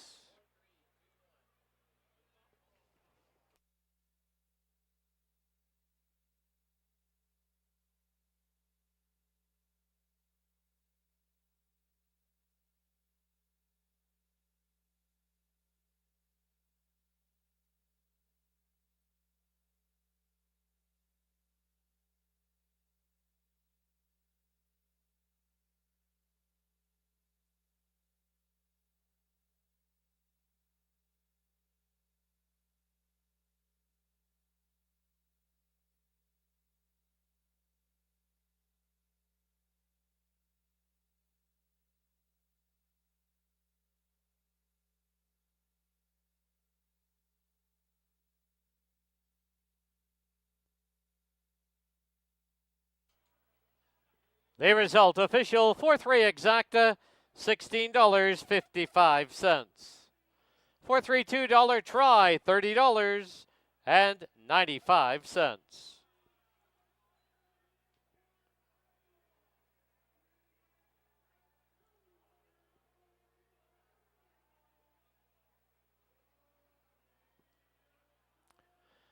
Final running time for the 6 1/2 furlongs, 1:16 and 93 100ths.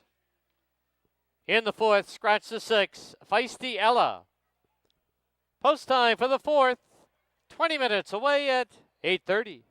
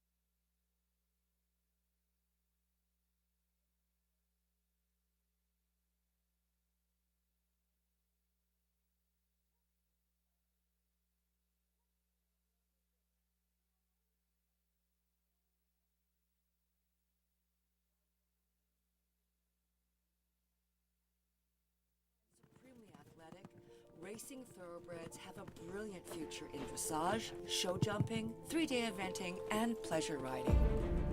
New Stride lovingly reschools retired racehorses for a variety of new roles, allowing them to unlock their full potential and live happy, meaningful lives. It takes time and effort, but a multitude of delighted owners will tell you how worthwhile it is. Please support New Stride Thoroughbred Adoption Society. Visit newstride.com today.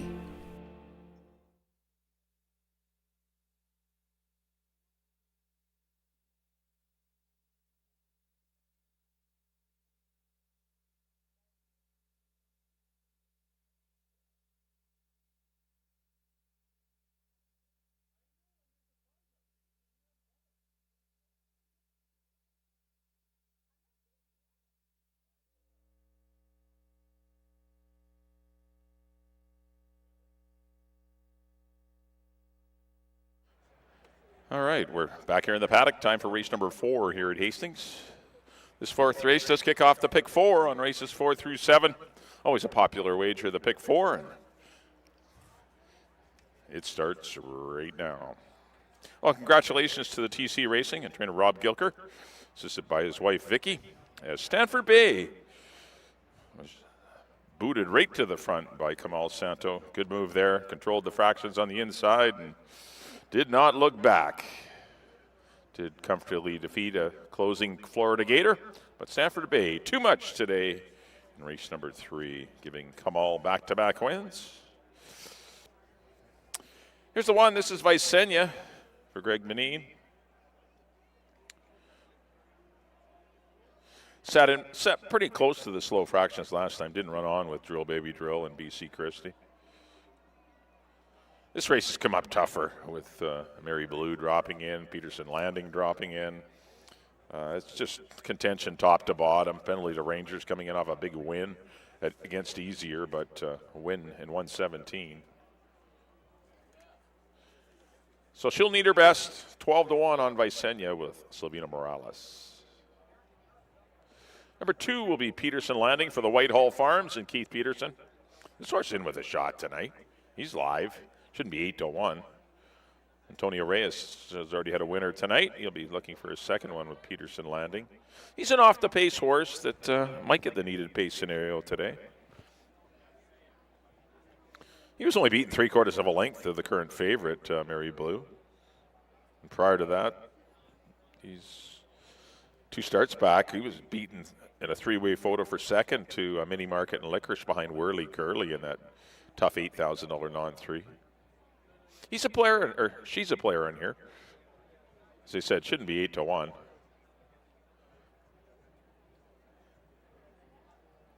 Number 3 will be BC Christie for owner-trainer Dimitri Tapuzzi.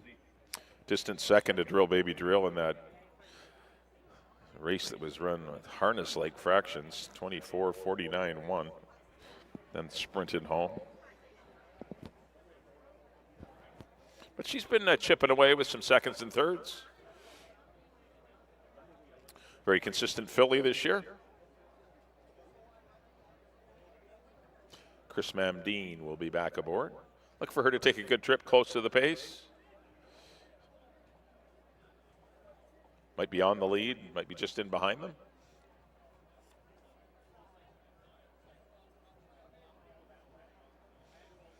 Currently at 4-1. There's the 3, BC Christie. Number 4 will be Mary Blue for Peter Redekop and Barbara Heads. Did win an on 3 for 8 back on June 22nd in her second race here after losing to Ducks on the Pond in her first up run. Then ran against the boys on July the 13th. That proved too tough. And last time out, when dropped back in for the 8,000 non-3, she was really not a factor. She got beat 5 lengths behind Mary's Tap and Shoes. So she's dropped down to the $4,000 level, as most horses are when they don't win for the 8 in these conditional races. She definitely has the best resume. And Amadeo Perez will once again be aboard. She is shortening back up to 6.5 furlongs. She's been running a mile and then a tick.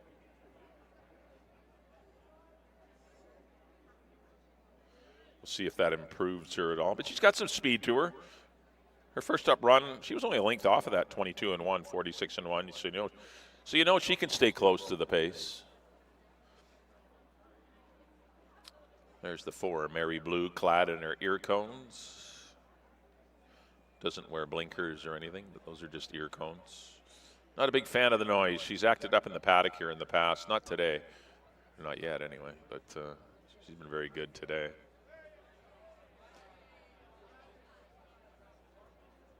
And number 5 will be Penalty to Rangers. A breakout win. I don't know where that race came from. Been stuck in the non-2 category for about 9 or 10 starts at the 4,000 level. And all of a sudden broke through with a huge win last time. Did get some easy fractions, defeating Nothing But Sunshine and Mini Market. Obviously things get tougher as you do climb the condition ladder, because this is a non-3. And you got a couple of fillies that are dropping in class. But she's the sharp one. She went down there at 17, so they all got to come and catch her. That's why she's getting a lot of support at 2-1. That's the 5. Penalty to Rangers with Brian Boudram-Singh for the Go Stables and Alexa Ramirez and trainer Eric Gutierrez, who is the assistant to Mel Snow.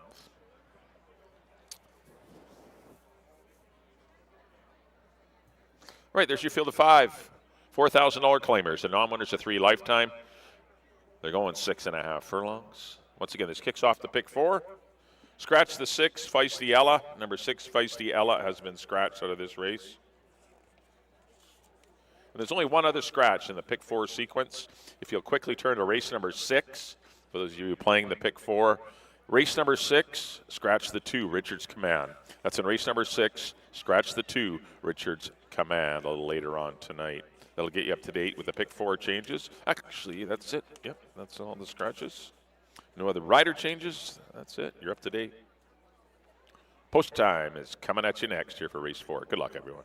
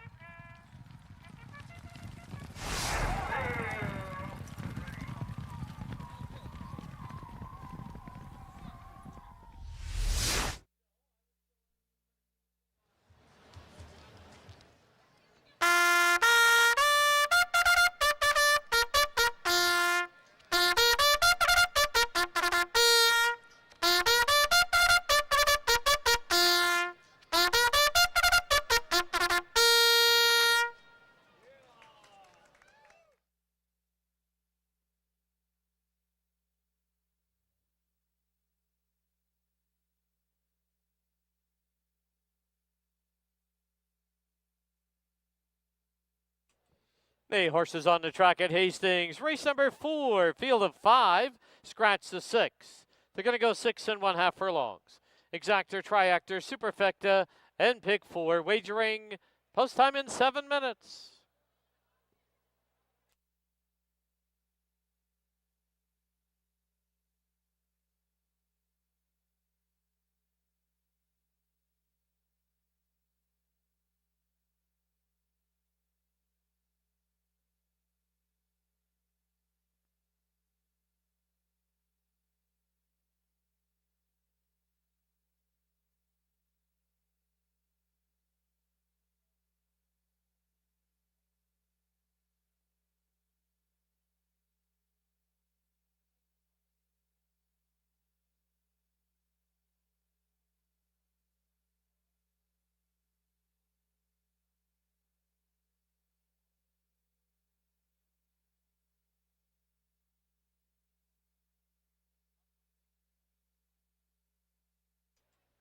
Here's your field. Number 1, Visenya, owned by Greg Benin. The rider, Silvino Morales.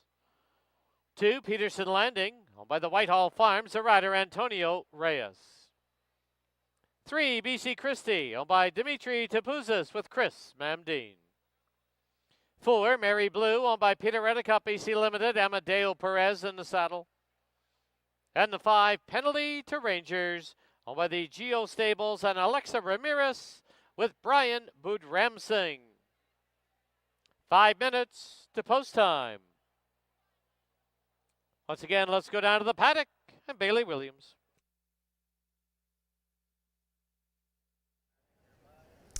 Race 4 does kick off the pick 4 wager, where I like number 4, Mary Blue, one that I singled in my multi-leg wagers in here. A little bit wild coming into the paddock, but got her composure back, was settled, and I think that the little bit of drop in class back in distance will be just what she needs to be able to tuck in behind that early speed from Penalty to Rangers, who's very sharp here in the paddock. And this mare definitely does best running when she's left alone on the front end, like we saw last time. The best chances in here for my second choice, BC Christie, is to tuck in behind that early speed and let Penalty to Rangers hopefully come back to her a little bit. Again, she just took that very tough baby drill last time out, who was able to go gate to wire very convincingly. But BC Christie was definitely a clear second choice that day at 4-1. I think it'll just be a matter of how the first turn sets up here. Hopefully there's no speed duel. And like I mentioned, if Penalty to Rangers gets the lead and is able to maybe falter a little bit around that final turn, it'll set up nicely for Mary Blue and BC Christie, who will be looking to try and capitalize on an early pace. Currently 6-5 favorite is Mary Blue, my top choice. Exactor, Try, Superfecta all offered in here, as well as kicking off the pick 4 wager. You got 4 minutes to make your wagers. Best of luck whichever way you go in here.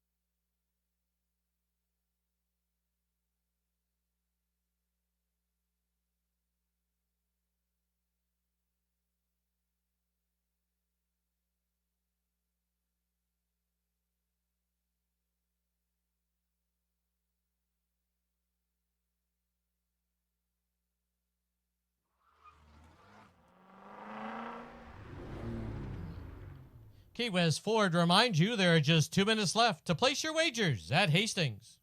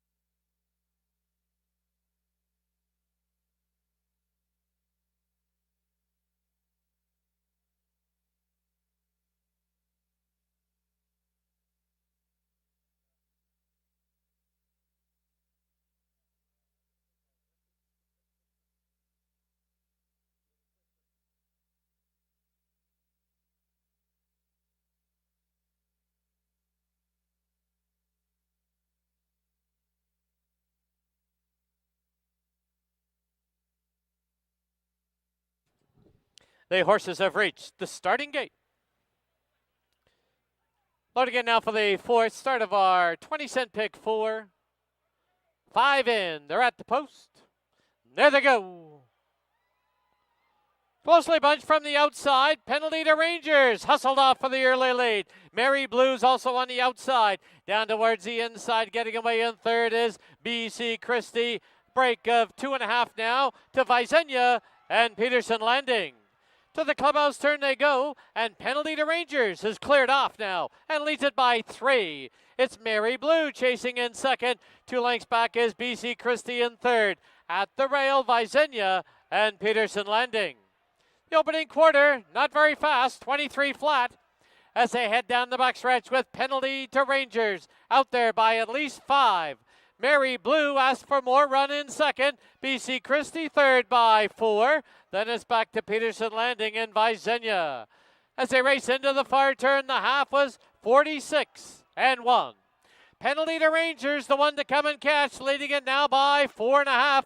Mary Blue, though, worked on in second. BC Christie and Peterson Landing. 1/8 of a mile from home, and Penalty to Rangers has the lead now by 3. The lead is diminishing. Mary Blue trying to get to her late. Penalty to Rangers, Mary Blue. Penalty to Rangers will go all the way. Mary Blue settles for second. I think it's BC Christie third over Peterson Landing fourth.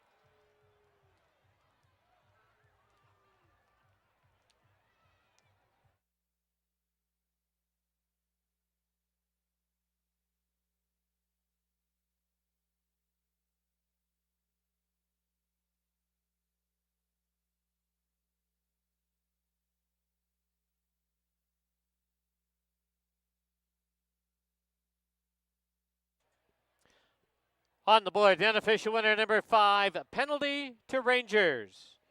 Number 4, Mary Blue second. There is a photo for third. Hold all tickets.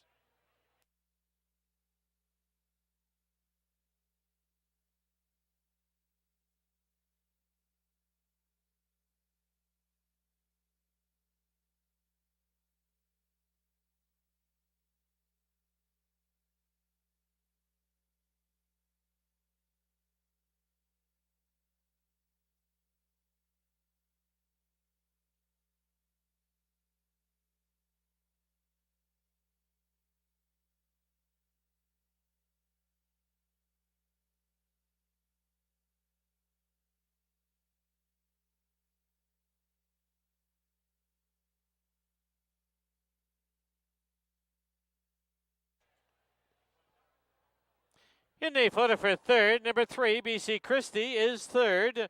Number 2, Peterson Landing fourth. 5, 4, 3, 2 on the board.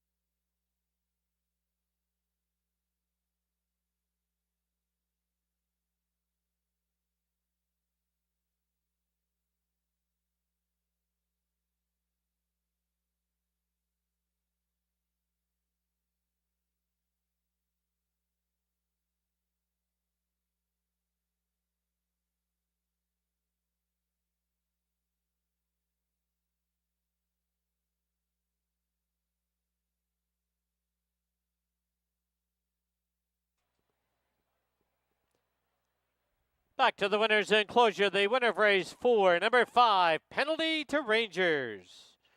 She's owned by the GO Stables and Alexa Ramirez, trained by Eric Gutierrez. And the winning rider, Brian Boudram Singh. Penalty to Rangers, a 4-year-old filly by Storm Victory out of Swap a Lady. Bred in BC by Helen Climbs.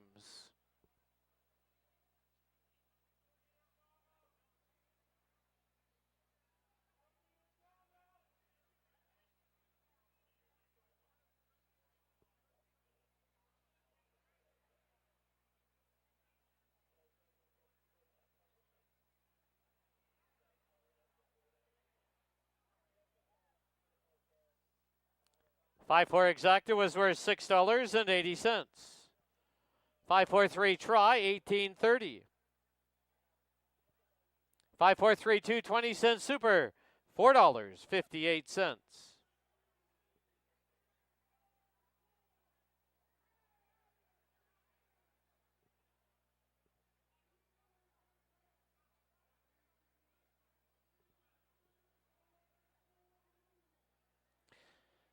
Final running time for the 6 1/2 furlongs was 1:18 and 24 1/100. Was a claim in that fourth race. Number 4, Mary Blue, claimed by owner-trainer Kevin Scott. No changes in the fifth. Post time 21 minutes away at 9 o'clock.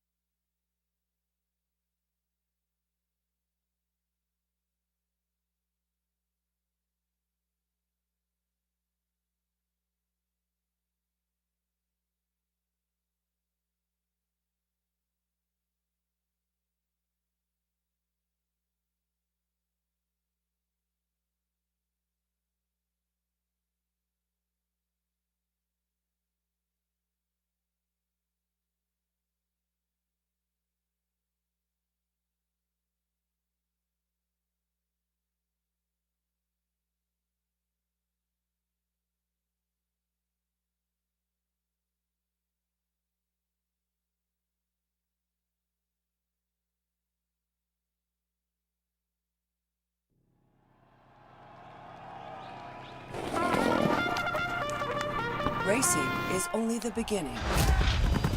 Naturally competitive and supremely athletic, racing thoroughbreds have a brilliant future in dressage, show jumping, 3-day eventing, and pleasure riding. New Stride lovingly reschools retired racehorses for a variety of new roles, allowing them to unlock their full potential and live happy, meaningful lives. It takes time and effort, but a multitude of delighted owners will tell you how worthwhile it is. Please support New Stride Thoroughbred Adoption Society. Visit newstride.com today.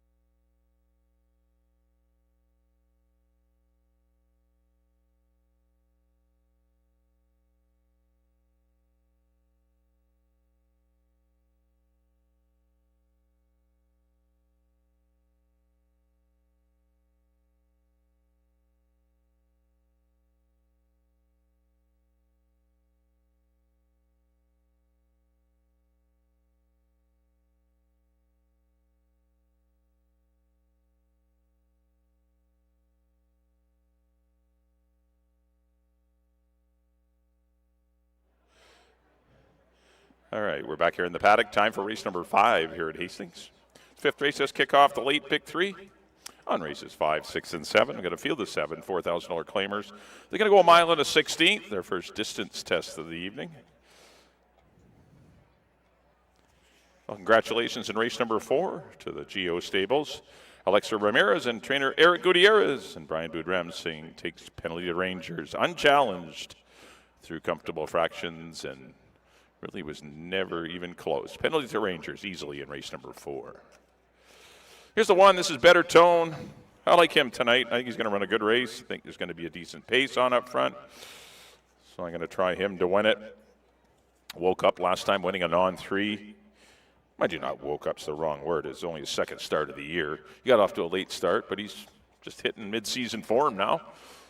He's fresh where others have been running, and definitely don't mind this horse's chances. 9-2 is a good price. I think there's going to be some speed. He's an off-the-pace type that, as I said, looked good winning last time. I know the final time wasn't super fast, but he lost a lot of ground on the final turn. The horse he beat accordingly, he did come back to win.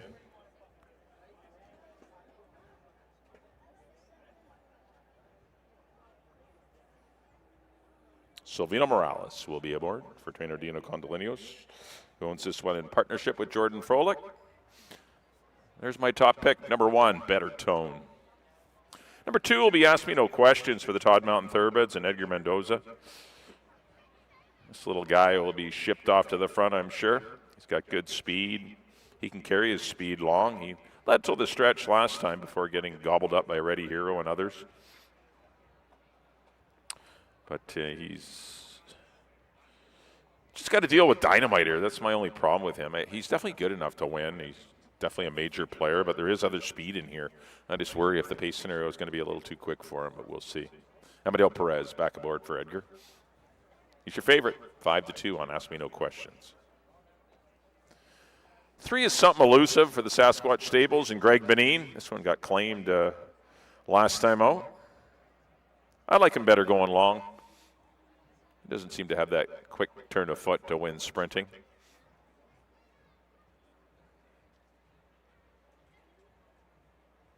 But definitely in with a chance on the stretch out. Antonio Reyes will ride.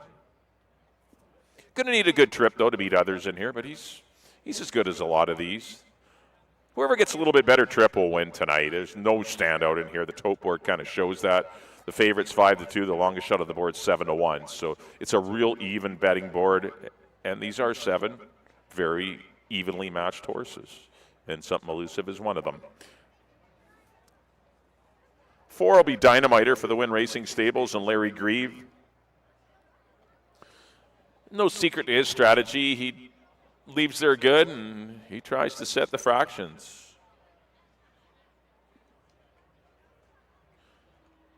I'm sure Kamal Santo is looking for his 3rd winner tonight, and both of those wins have come on the head end. Will be trying to get Dynamiter on or near the lead.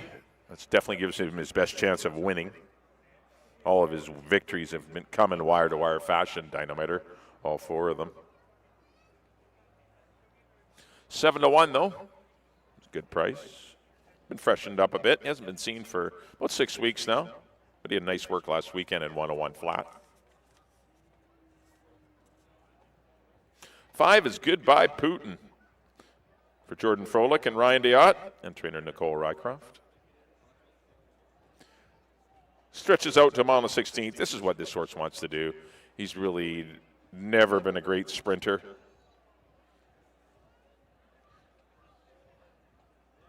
His best races are going long, and he's going to get a chance to strut his stuff tonight. He'll need his A game. He's been a bit of a in and outer, though. He hasn't been the most consistent horse this year. But on his best day, as he showed last year, he won 3 times, had 2 seconds, 2/3. He was a nice horse. This year, he's just been average at best, but he does have it in him. This is the 2nd run off the claim. We'll see, and back in at the claiming price. So we'll see if Goodbye Putin is better today. And if you like him, you're getting a good price, 6-1. 6 will be Fort Langley for Terry and Georgopoulos, trainer Dino Condolinos. Was well held in behind a very slow marathon pace. He just didn't want to run that far, I guess. His race 3 back puts him in the winner's circle when he ran 2nd behind Family Biz. Got to reproduce that race. We'll see if he can. Scott Williams, who was aboard for the victory back on June the 8th, is in the saddle today. And number 7 will be My College Fund for Rob and Sheena Maben. First run off the claim. They run it right back for the same price. Just missed a Ready Hero last time. But he'll need a trip. He's drawn wide. He was down on the inside last time, and he had a nice trip. Anytime he kind of gets wide, he's relegated to 2nds, 3rds, or 4ths. So he'll need some luck with the trip. Chris Mamdine up. There's a 7, My College Fund at 6-1. Good race here. This is a toughie. This is definitely the toughest one of the night. I went to the 1, Better Tone. I went 1, 6, and 5, but tell you what, all 7 of these guys can win it. It's a good race. Good luck here in race 5.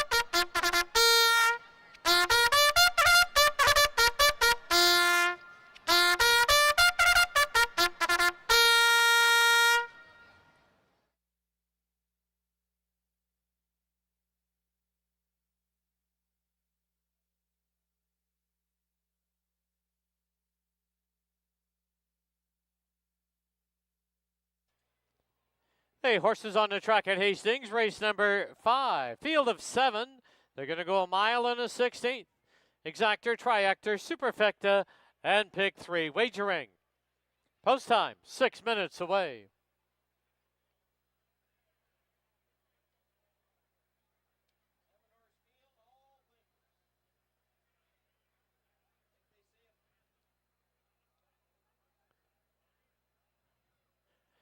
On parade now, number 1, Better Tone, owned by Jordan Froelich and Dino Condolinius. The rider, Silvino Morales. Number 2, Ask Me No Questions, owned by Todd Mountain Thoroughbreds. The rider is Amadeo Perez. 3, Something Elusive, owned by the Sasquatch Stables, with Antonio Reyes aboard.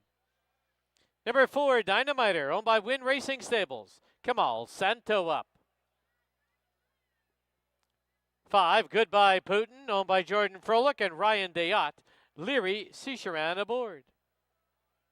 6, Fort Langley, owned by George Georgopoulos and Terry Georgopoulos. Scott Williams in the irons.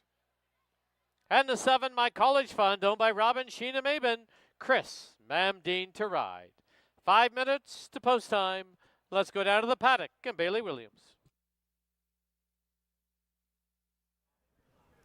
A full field of 7 here to go a mile and a 16th. We got 5 minutes until race number 5 kicks off. The late pick 3 wager. The toe board's pretty even right now. Ask Me No Questions is one I left off of my ticket, but is taking some good early action in here. Will likely be a part of the speed. I'm going to go to the Dino Condolinius Exactor in here. I think the 6, Fort Langley and Better Tones are pretty interchangeable. They both have a little bit of a different running style. Better Tones we see do his best running when he comes from off the pace. And there should be a little bit of a speed up front. We've seen some pretty comfortable fractions throughout the evening. Dynamiter, obviously one that will be looking for the front end as he does his best running out there when racing, and Kamal Santos are looking for a double together, and Kamal Santos looking for his 3rd on the card. But I'm going to go to Fort Langley on top in here, 7-2 right now. Was very sharp here in the paddock, which is normal for him. He's warming up. He's always so beautiful and relaxed once he gets a good jog underneath him. He's going back to a mile and a 16th. He tried his luck at the first marathon series, and I think was just a little bit confused first time into this turn. He did win sprinting, and he was a very headstrong, not his typical self. He's generally one that you can get to relax pretty well, and if he's able to sit off those 2 early speed horses, I think he'll have his good capitalizing trip in here. Like I said, Better Tones will be one that will be making a good run late, hopefully being able to clear over off of that rail spot, let some of the speed clear, and get the best running room for him. I went 6-1-5. Goodbye Putin, Leary Cicheran aboard. He does a lot of work in the morning. I think that'll definitely help a horse like him to settle and get the best running. So I threw him in for the show spot here in race number 5. You got 3 minutes to make your wagers, whichever way you go in here. Best of luck.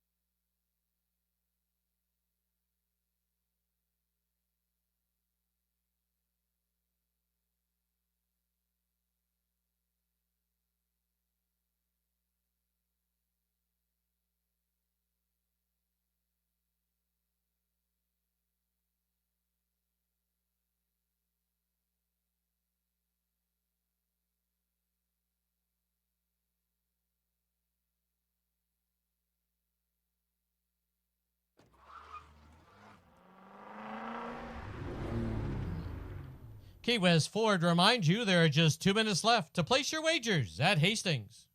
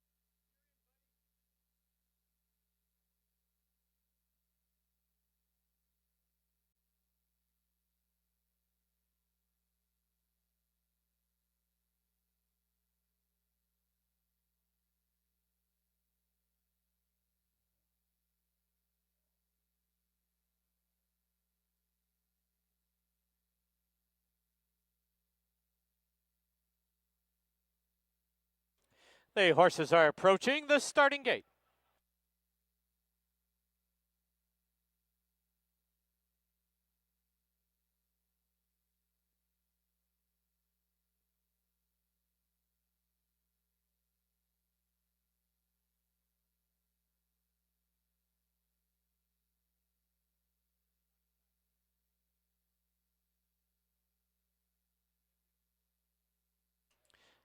Loading in now for the 5th at Hastings. Ask Me No Questions comes forward to gate 2. Here's Something Elusive and Goodbye Putin.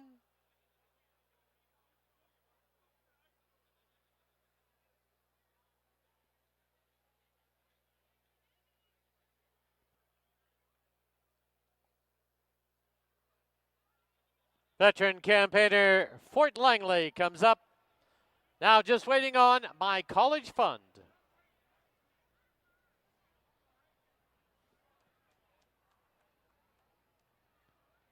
Seven in, they're at the post.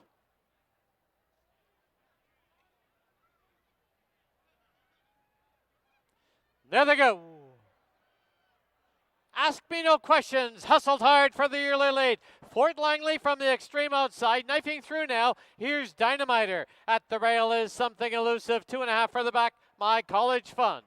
Better Tones at the rail, and the early trailer is Goodbye Putin. They're on the turn and coming away with a clear lead. Now it's Dynamiter, and Dynamiter has a lead of 1.5 lengths. Racing along in second now is Ask Me No Questions. From the outside, it's Fort Langley. Then Something Elusive down towards the inside. My College Fund at the rail as they go under the line for the first time is Better Tone. The trailer, Goodbye Putin. The opening quarter went up in 24 and 1. To the clubhouse turn they go, and Dynamiter leads the field now by 1.5 lengths. Ask Me No Question, second by 2.5. Fort Langley sits a stalking trip in third. Something Elusive fourth. Then Better Tone at the rail. My College Fund on the outside. And Goodbye Putin. They went through the half in 48 and 1. 3 furlongs from home, and Dynamiter continues to lead it. Ask Me No Questions, roused in second. Fort Langley's getting closer in third. My College Fund circling up on the extreme outside. Something Elusive and Better Tone. 6 furlongs in, 112 and 3.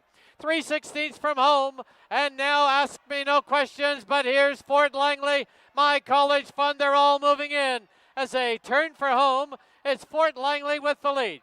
And down the lane they come. Fort Langley by 2 from the outside. Goodbye Putin has made up a ton of ground, but it will be Fort Langley to win it. It'll be Goodbye Putin second. Better Tone third. My College Fund fourth.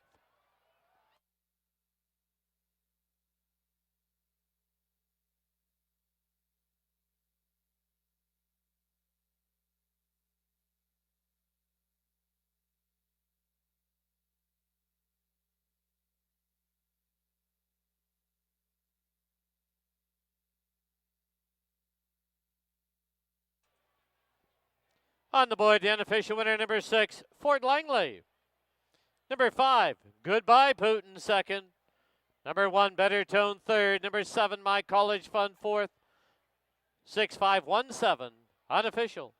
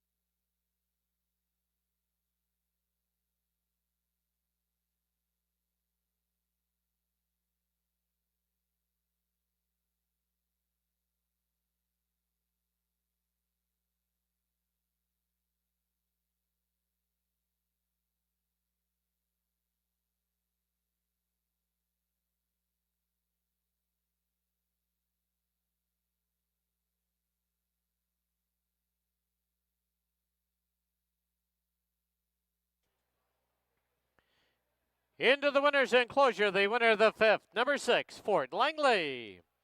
He's owned by George Georgopoulos and Terry Georgopoulos, trained by Dino Condolinius, and the winning rider is Scott Williams. Fort Langley is an 8-year-old gelding by Majestic Warrior out of Caged Mistress, bred in Kentucky by Glenn Todd.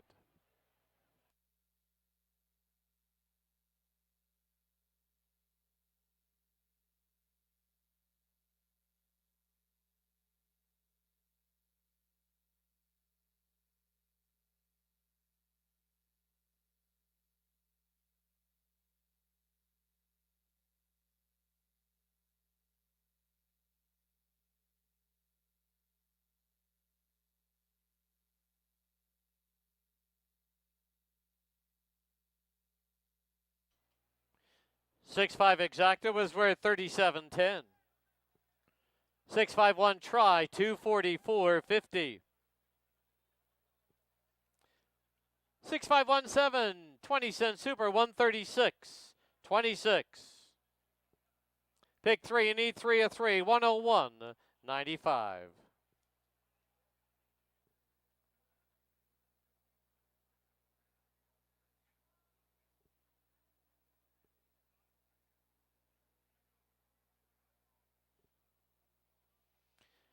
It was a claim in that 5th race, number 7, My College Fund, claimed by the Willow Creek Farms, trainer Steve Henson.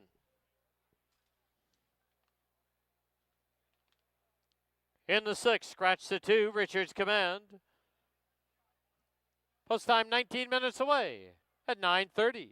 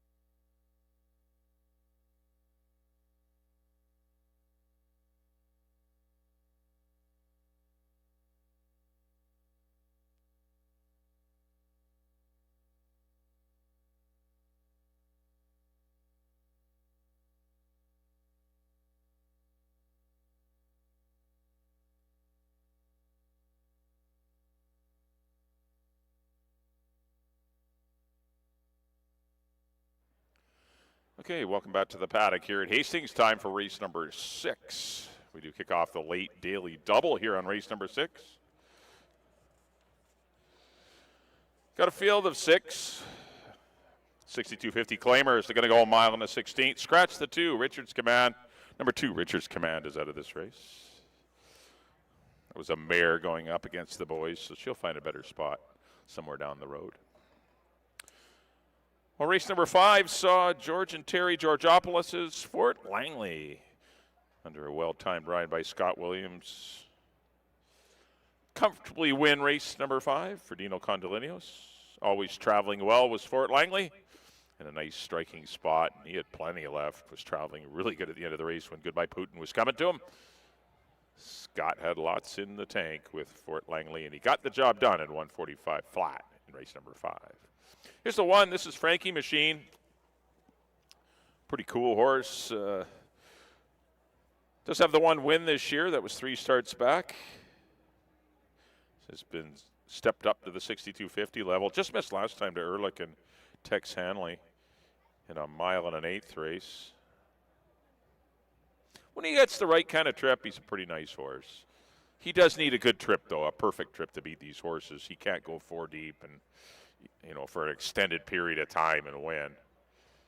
But he's got the rail, so he's going to get into a good spot, I would think. Save some ground. Wish there was a little more speed in here for him, but we'll see how things play out. Scott Williams looking for back-to-back wins. There's the one, Frankie Machine. He's 3-1. 3 will be Parker Point. He had an odd trip last time. He was up close early and he gagged back to last damn near and pretty much stayed there. His race 2 back. When he's up close to the pace, he runs well. And he just missed to Family Biz under Brian Boudram Singh that day on July the 6th. He had a good work last Sunday in an eye-catching 46-3, definitely signaling he could be a force today for Fred and Sheldon Kwan. There's Parker Point, always eligible at any time to win for 6250. He's 6-1.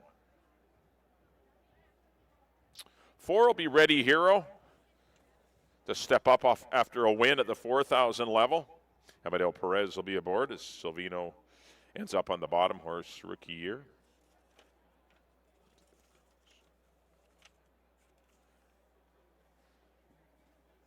Just got up to defeat my college fund in Jock Talk last time. These are tougher horses. This is obviously a tougher race for him, but he's right there with Frankie Machine in a few of his races earlier this year, so he's been consistent, been on the board in 5 of his 6 starts, and I'm sure he'll be close to being on the board again today. Got leading rider for Dino Condolinos and Jordan Froelich. 5-1 on Ready Hero. Not much speed on the inside. Maybe Parker Point will show speed. But I know the 5, You Don't Own Me, will show speed. He's probably the fastest of the bunch in here. He's not going to get a 51.5 or a 25-4 opening quarter like he got last time. That was very slow and very fortunate. And he did run last week. The 5, You Don't Own Me. There he is. This is a way tougher spot for him. Beat self-serving and slews to boss. This race is miles tougher for him, so I think he'll go off as the longest shot on the board. Chris Mamdine rides for the Middle East Stables and Dave Milburn.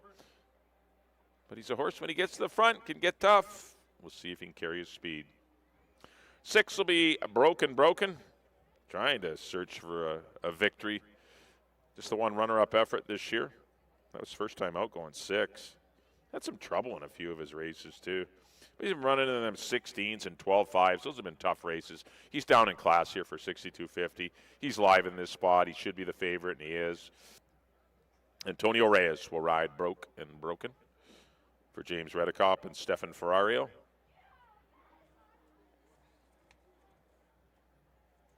And number 7 will be Rookie Year. Silvino Morales rides for the Blue Willow Dairy. Of course, they hooked up last week with Daphne, and they'll try and hook up again this week with the Big Gray Rookie Year for Hall of Famer Dave Forster. Another one dropping in class. Hopefully he can stay close. Like, there's no speed in this race. Whichever rider can kind of get their charge to sit a little closer than they normally do and get into a good spot, maybe in second and third, will definitely have a big chance of winning. I went 6, 7, and 1. I think those are your 3 horses in here. But Parker Point, he's live. I think he's a horse that's going to be in good position as well. He might be the long shot in here. That's the 3 Parker Point. Good luck here in race number 6.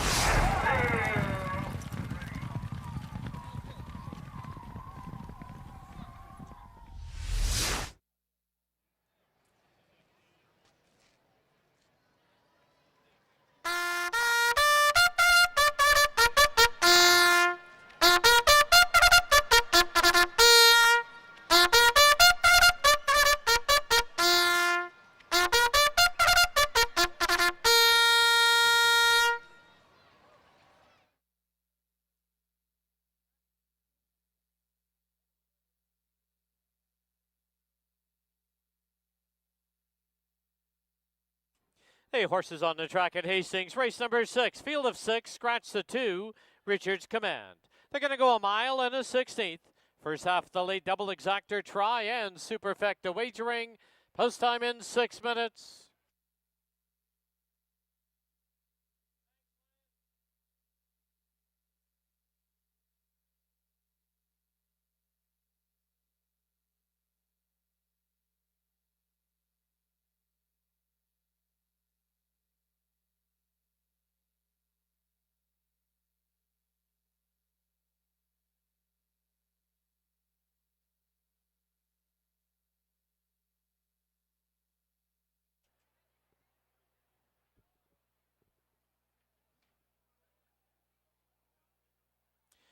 Here's your field. Number 1, Frankie Machine, owned by the Willow Creek Farms, and Fabio Chiesa with Scott Williams. 2, Parker Point, owned by Fred Kwan and Sheldon Kwan. Kamal Santo rides. Number 4, Ready Hero, owned by Jordan Frolick with Amadeo Perez. 5, You Don't Own Me, owned by the Minaloo Stables and Dave Milburn. Chris Mamdine aboard. 6, Broken, owned by James Redicop and Stefan Ferrerio with Antonio Reyes in the saddle. And number 7, Rookie Year, owned by the Blue Willow Dairy Limited, the rider Silvino Morales. 5 minutes to post time, down to the paddock for our 50-50 draw, and Bailey Williams.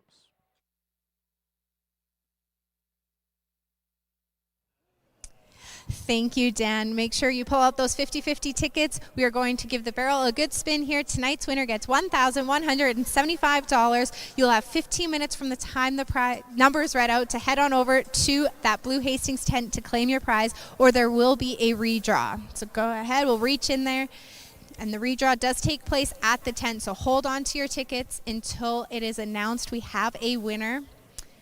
Thank you very much. Tonight's winner is 029489. Again, that's 029489. If that is your winning ticket, head on over to that Blue Hastings tent to claim your prize. And again, hold on to these tickets until Dan announces that we have a winner to claim the prize. Once again, there's a look at your 50-50 number. It's worth $1,175. 029489. If you're the holder of that ticket, report to the tent outside the winner's enclosure. You do have only 15 minutes.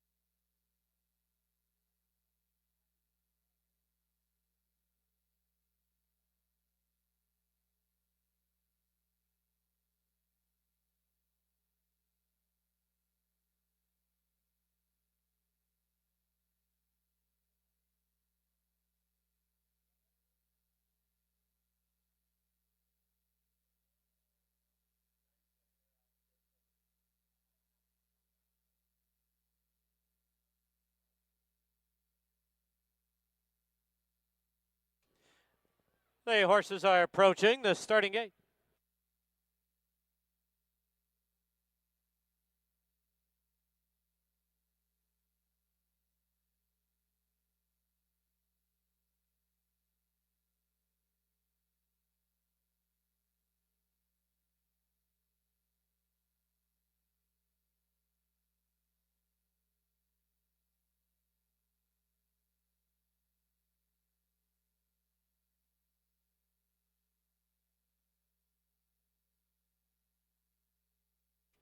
Okay, horses have reached the starting gate.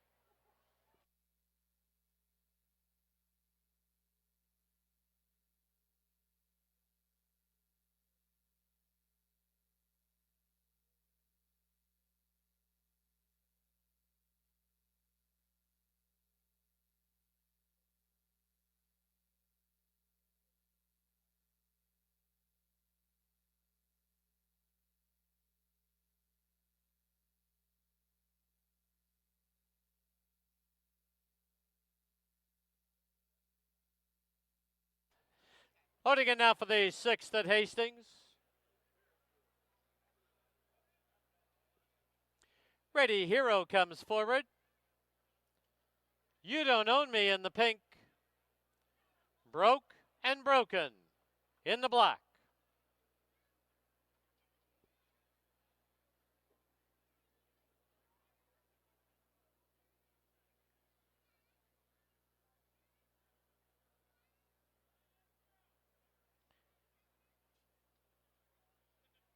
Ready Hero goes in. Broken, a little hesitant.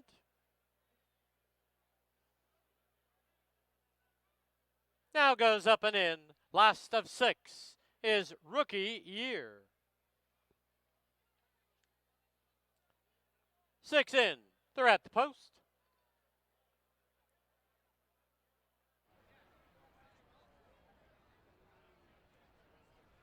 There they go. Broken from the outside, hustled hard for the early lead, but knifing through now. Here's Parker Point as they sort themselves out. Parker Point has the lead. It is You Don't Own Me getting away in second. Broken on the outside in third. At the rail is Frankie Machine in fourth. Then it's back to Rookie Year and the trailer Ready Hero. As they get set to sweep by us now for the first time. On the inside, Parker Point has the lead. Through the stretches, Parker Point by a half. You Don't Own Me second by a little over a length. Broken's got a good spot on the outside. Frankie Machine's at the rail. 2 back is the gray Rookie Year. The trailer Ready Hero. To the clubhouse turn they go, and it's still Parker Point with the lead.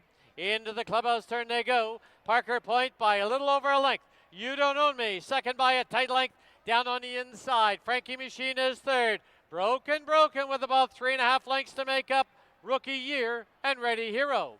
Half and up and slowed it right down, 50 and 4. Midway on the back stretch and now 3 furlongs from home. Parker Point continues to lead it. You Don't Own Me. Broken has now asked for run in third. Frankie Machine, Rookie Year and Ready Hero. 6 furlongs up and 1:15 flat. They've reached the far turn, and it's still Parker Point with the lead. But Broken is now in pursuit. As they get set to turn for home, it is Parker Point with the lead. But on the outside is Broken, You Don't Own Me, and Frankie Machine. And down the lane they come. On the inside, Parker Point. On the outside now, here's Broken. Parker Point, Broken to win it. Parker Point second. Frankie Machine third. Ready Hero rallies for fourth.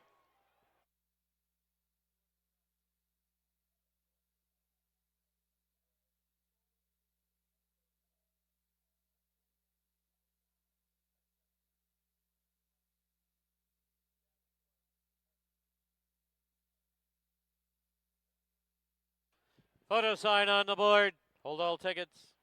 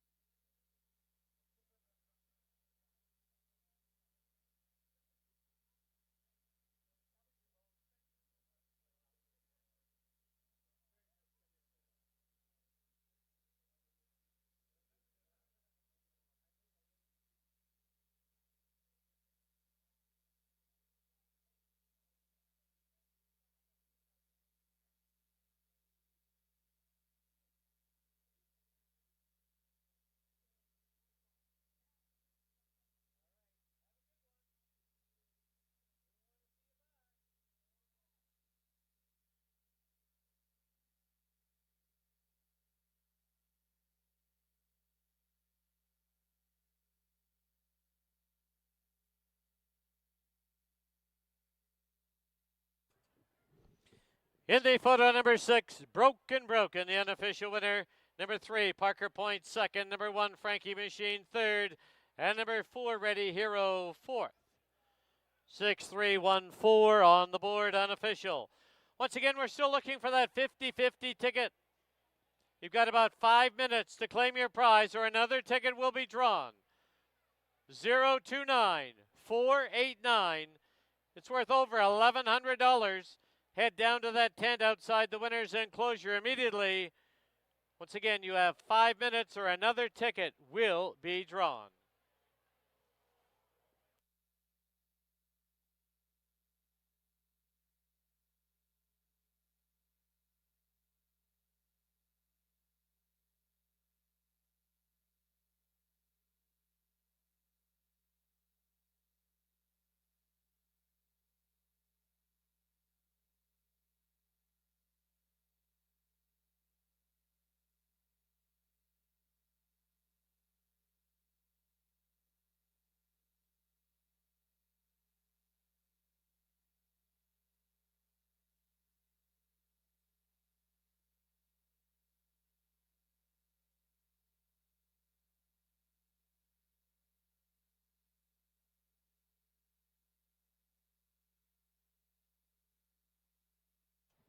In front of the grandstand, the unofficial winner of race 6, number 6, Broken. He's owned by James Redicop and Stefan Ferrario, trained by Terry Jordan, winning rider Antonio Reyes. Broken is a 5-year-old gelding by Broken Vow out of Smart Timmy. Bred in Ontario by William Graham.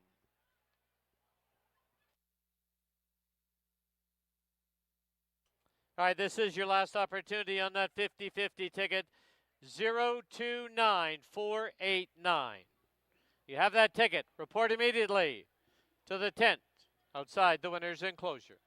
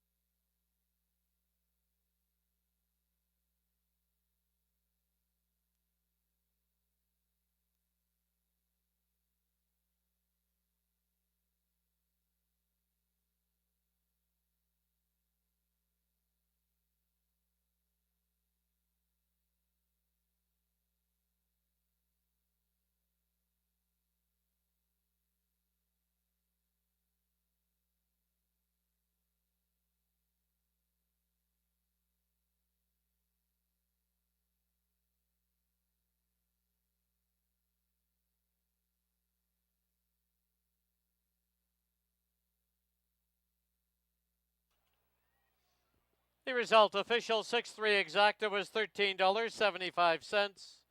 6-3-1 try, $49.75. 6-3-1-4, 20 cents super, $21.79. Pick 5, you need 5 of 5. $1,247.80.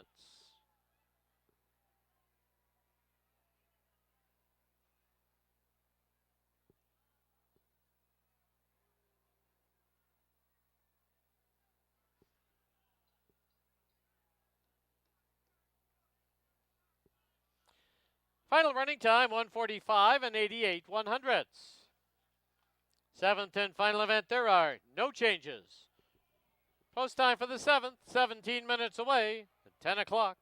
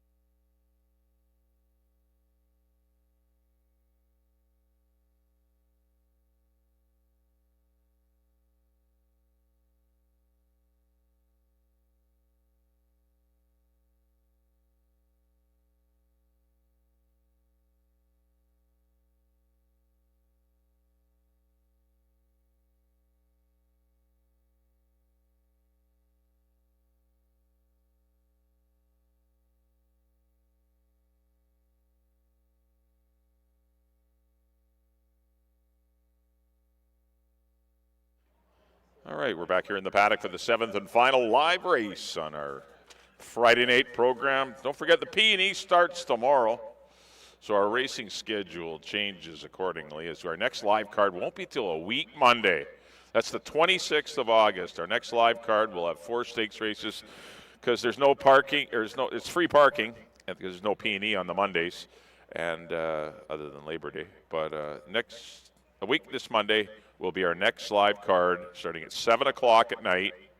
We will have 4 stakes for you that night, 7 races, and once again, August 26th. Be free parking, free admission as always. Won't be any crowd around, so you'll be able to park anywhere you like, as there's no P&E on the Monday. All right, time to figure out the final puzzle of the night, but we'll quickly touch on race number 6. Congratulations to James Redekop and Stefan Ferrario's Broken, who just outruns a very stubborn Parker Point, who ran well for Hall of Famer Harold Berby. But Terry Jordan gets the winning training honors. Antonio Reyes the winning riding honors as Broken just noses out Parker Point in race number 6. So here's the one. This is Amanda. She shortens up to 6.5 furlongs tonight after a series of mile and 16th runs. She can pretty much do anything, though. She's a versatile type. Doesn't win that often anymore, but still a filly that you need in your tries and supers. She seldom runs a bad race, but you just doesn't have that killer final move to pass everyone and win the money. Antonio Reyes will be looking for his 3rd winner tonight for owner Rick Hunter, and Edgar Mendoza 3-1 on a flashy liver chestnut Amanda. 2 will be Star Finality for Joe and Gloria Russo and Patty Laney. Blinkers go on today in hopes of turning around her form, which has not been good of late. Hasn't been hanging around long in her races, and almost like a horse that isn't breathing properly, or I have no idea what's going on. She's sound. She's just not participating the last half of the race, and she's going to have to find a way to be better. 13-1 on Star Finality and Ridge Balgoman. Number 3 will be Texas Humor for the Geo Stables and Alexa Ramirez and Eric Gutierrez, who had the Connections had a nice winner with Penalty to Rangers earlier today. Looking for another one with Texas Humor. Brian Boudram Singh also looking for a double. I think she's live. Shortens up to 6.5. She can sprint. She can route. She can do anything. She was a good runner-up to Silk Stilettos 2 starts back. That was a tough one to run into for $4,000 that day. Not a lot of speed in here. I think she can get into a good spot. I've got her 2nd, but can certainly see her winning. That's the 3, Texas Humor at 5-1. 4 will be Anima. Just the 1 run this year. Kind of got off to a late start this season, playing catch-up, which is always tough. These horses have all had multiple starts, and she just had the 1 run, so they all have big fitness edges on her. But we'll see if she can rebound tonight for Al Laidlaw and trainer Jean Lavallee. 9-1 on Anima. When she runs her best race, though, she can be tough. 5 is Back Zone for Harold Berby. Taylor Jasensky will be the rider. I think returning to a sprint is a good move here. Perhaps, obviously, better is needed. 18-1 on Back Zone. 6 will be Carla's Honor. She'll be coming from off the pace today. She got near the lead last time, but just because they were going so slow. She's pretty good when she's got a target in front of her. We'll see if something happens on the head end for Brian Albertson's BFA Holdings and trainer Cindy Krasner. Number 7 will be Lucy Treasure for RKR Racing and trainer Nancy Betts. This is the one I like. I think this horse is going to be tough on the class drop. Not a lot of speed in the race. She's finding easier company. This is a great opportunity for Lucy Treasure to get back in the winner's circle. Maybe get her 8th career lifetime win. She's a real win machine. And number 8 will be Icebreaker for the Win Racing Stables. Another one shortening up. The long race didn't fill, so going to try her short tonight. Amadeo Perez will be the new pilot on Icebreaker. She'll need some luck with the trip, but she got the right rider for that. I went 7-3-8 to close it out. Good luck in the last. We'll see you a week Monday, everyone. Don't forget, Monday, August 26th, our next live card at 7 p.m. Let's send it up to Dan for the post-parade of race number 7.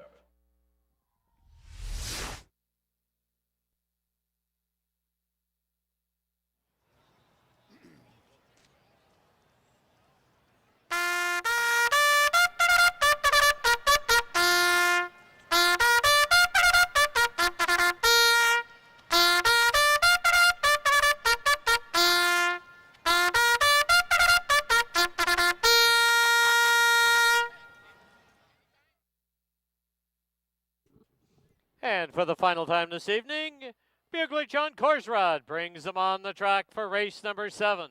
As we close out our Friday night card, field of 8 to go 6 1/2 furlongs. Exactor tries super and super high 5 wagering. Post time in 6 minutes. Once again, just a reminder, next live opportunity will be on the Monday, August 26th. First race on the Monday, 7 p.m.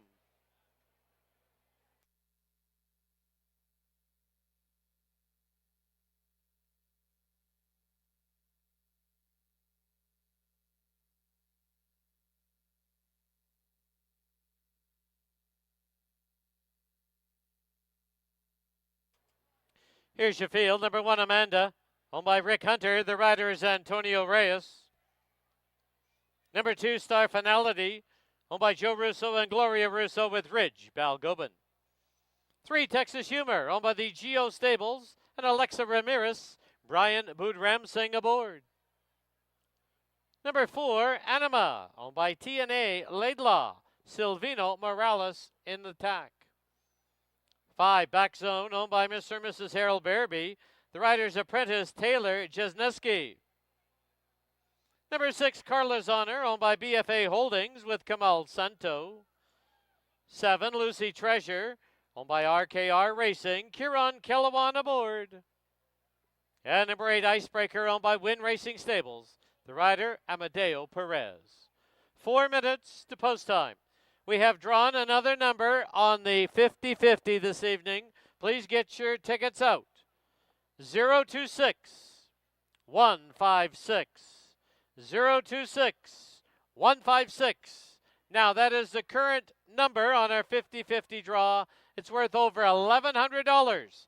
Please report to the tent immediately outside the winner's enclosure. And for the final time, let's go down to the paddock. Bailey Williams.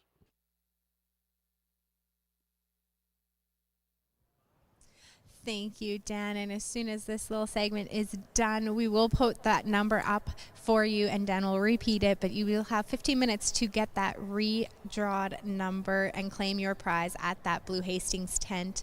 Here in the finale, quite the puzzle. Very tough fillies and mares here. There's a full field of 8 for the super high 5. I went 3, 7, 6, and 1. For me, the 3 and 7 are interchangeable on top. Texas Humor shortening back up to 6.5 furlongs. These connections are looking for their second victory on the card. Shows a lot of speed. We've seen the speed holding all throughout the night's card. Number 7, Lucy Treasure, another one. The only unfortunate part is her post position draw, as she does have some speed but has that outside post position. And number 8, Icebreaker, she will be tucked in, hopefully behind that, try and save as much ground as she can, clear over some of the field. She doesn't want to be too far out of it. She does her best running when she can lay just off the pace. Another one shortening back up to 6.5 furlongs. She should be a little more alert away from the gate here in the finale. Amadeo Perez does take over the riding assignment here, as Kamal Santos is on my 4th choice. Carla's Honor for that superfecta, and number 1, Amanda, would round out my super high 5. I went 3, 7, 8 here in the finale. You got 2 minutes to make your wagers, and make sure you come back and join us Monday, August 26th, as we will have 4 CTHS BC sales stakes. Best of luck here in race number 7.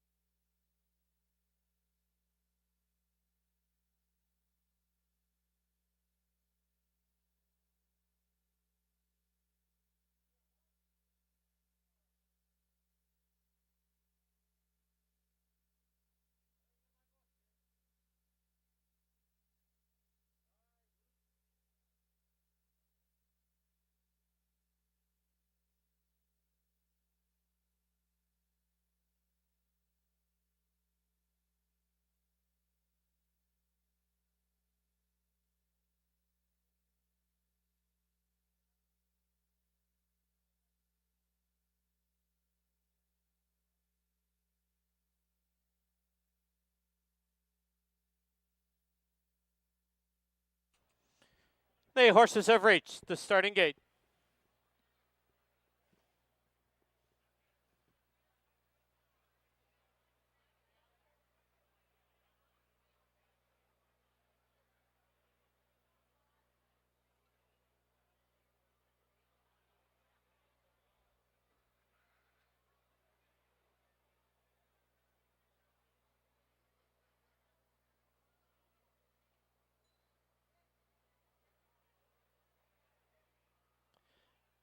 Out again now for the nightcap.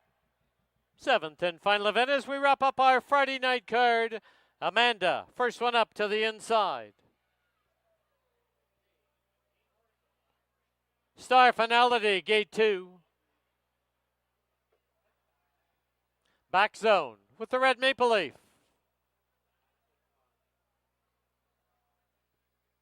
Carla's Honor. Lucy Treasure, gate 7. Anima goes in. An icebreaker to the outside. 8 in. They're at the post.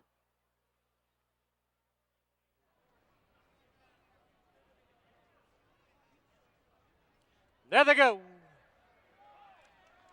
Closely bunched from the inside. Star Finality looks for the early lead. But here's Lucy Treasure rolling up on the outside. Carla's Honor gets away in third. At the rail is Amanda in fourth. From the outside, it's Icebreaker. Then Texas Humor. 2 back markers as they go to the turn. Our back zone.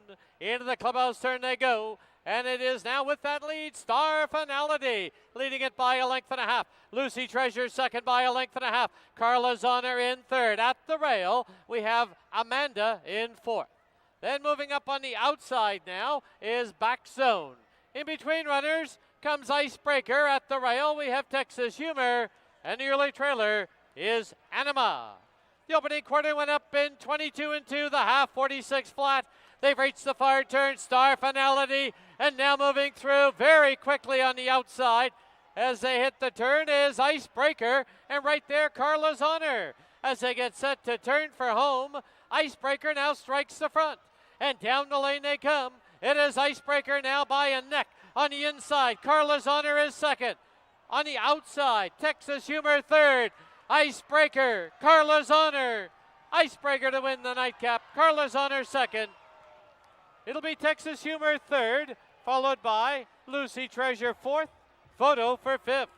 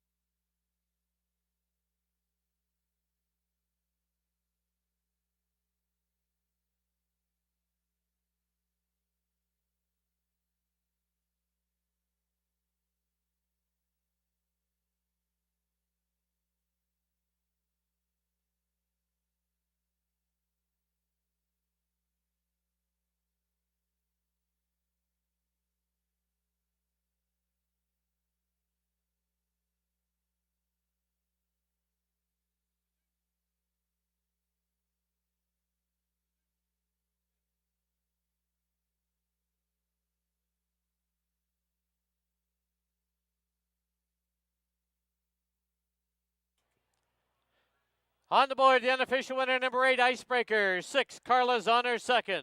3, Texas Humor, third. 7, Lucy Treasure, fourth.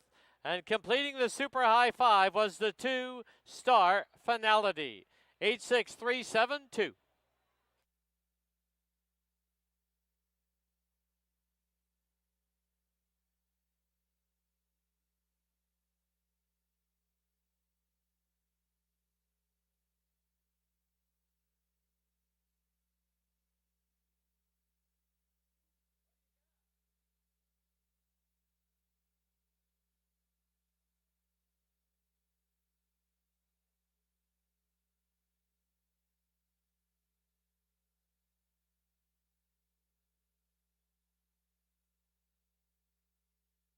Please note the inquiry sign has been posted.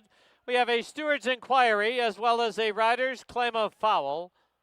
The rider on number 1, Antonio Reyes aboard Amanda, has lodged a claim of foul against the 5th place finisher, number 2, Star Finality, alleged interference at the top of the stretch. Steward's inquiry, rider's claim of foul. 1 against 2. In front of the grandstand, the winner of race 7, number 8, Icebreaker. Icebreaker is owned by Win Racing Stables, trained by Larry Grieve, assisted by Ian Jewell, and the winning rider, Amadeo Perez. Icebreaker is a 5-year-old mare by Key Nice out of Castanet Dancer, bred in Kentucky by Glenn Todd.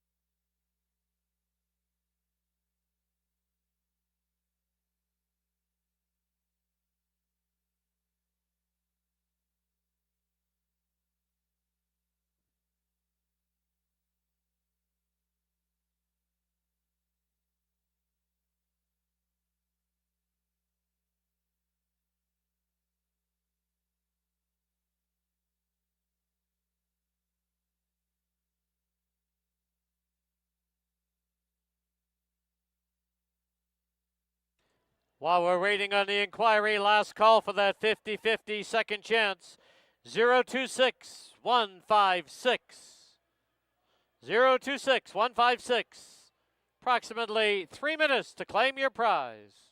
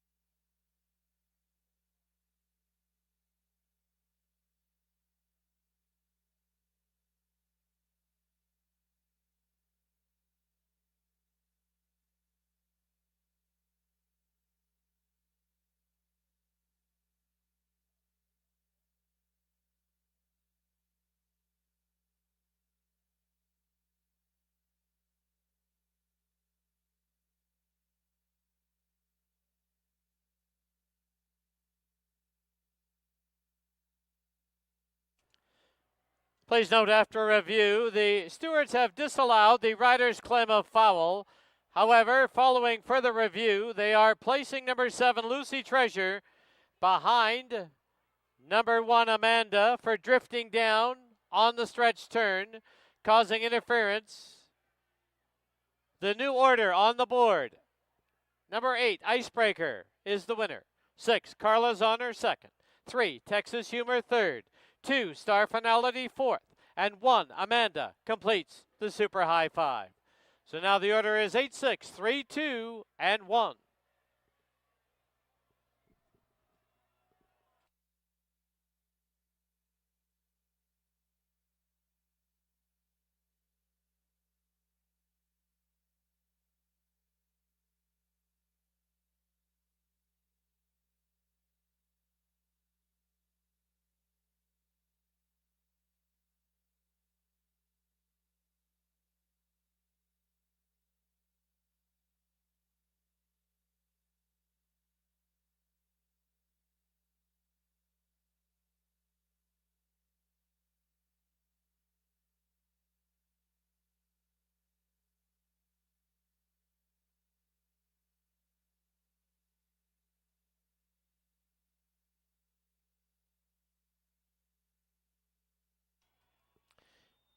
Here's your prices. 8-6 exacta was $27.80. Dollar try 863 102.05. Super High Five was paid out $3,386.35. 20-cent super was $514.35. Late double 1810.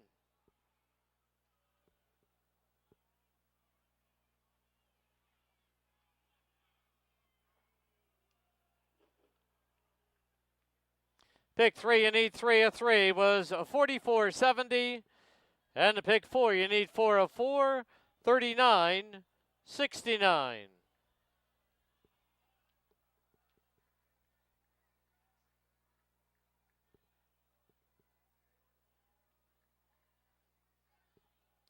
Was a claim in that final race through a two-way shake. Number 7, Lucy Treasure, goes to owner-trainer Cindy Krasner. That'll wrap up our Friday night card here at Hastings. Don't forget the next live day is Monday, August 26th. It's a dark day during the annual fair. Free parking that night. Come watch the races, stay late, and enjoy also the gaming floor. Even though the annual fair is on, simulcasting continues 7 days a week.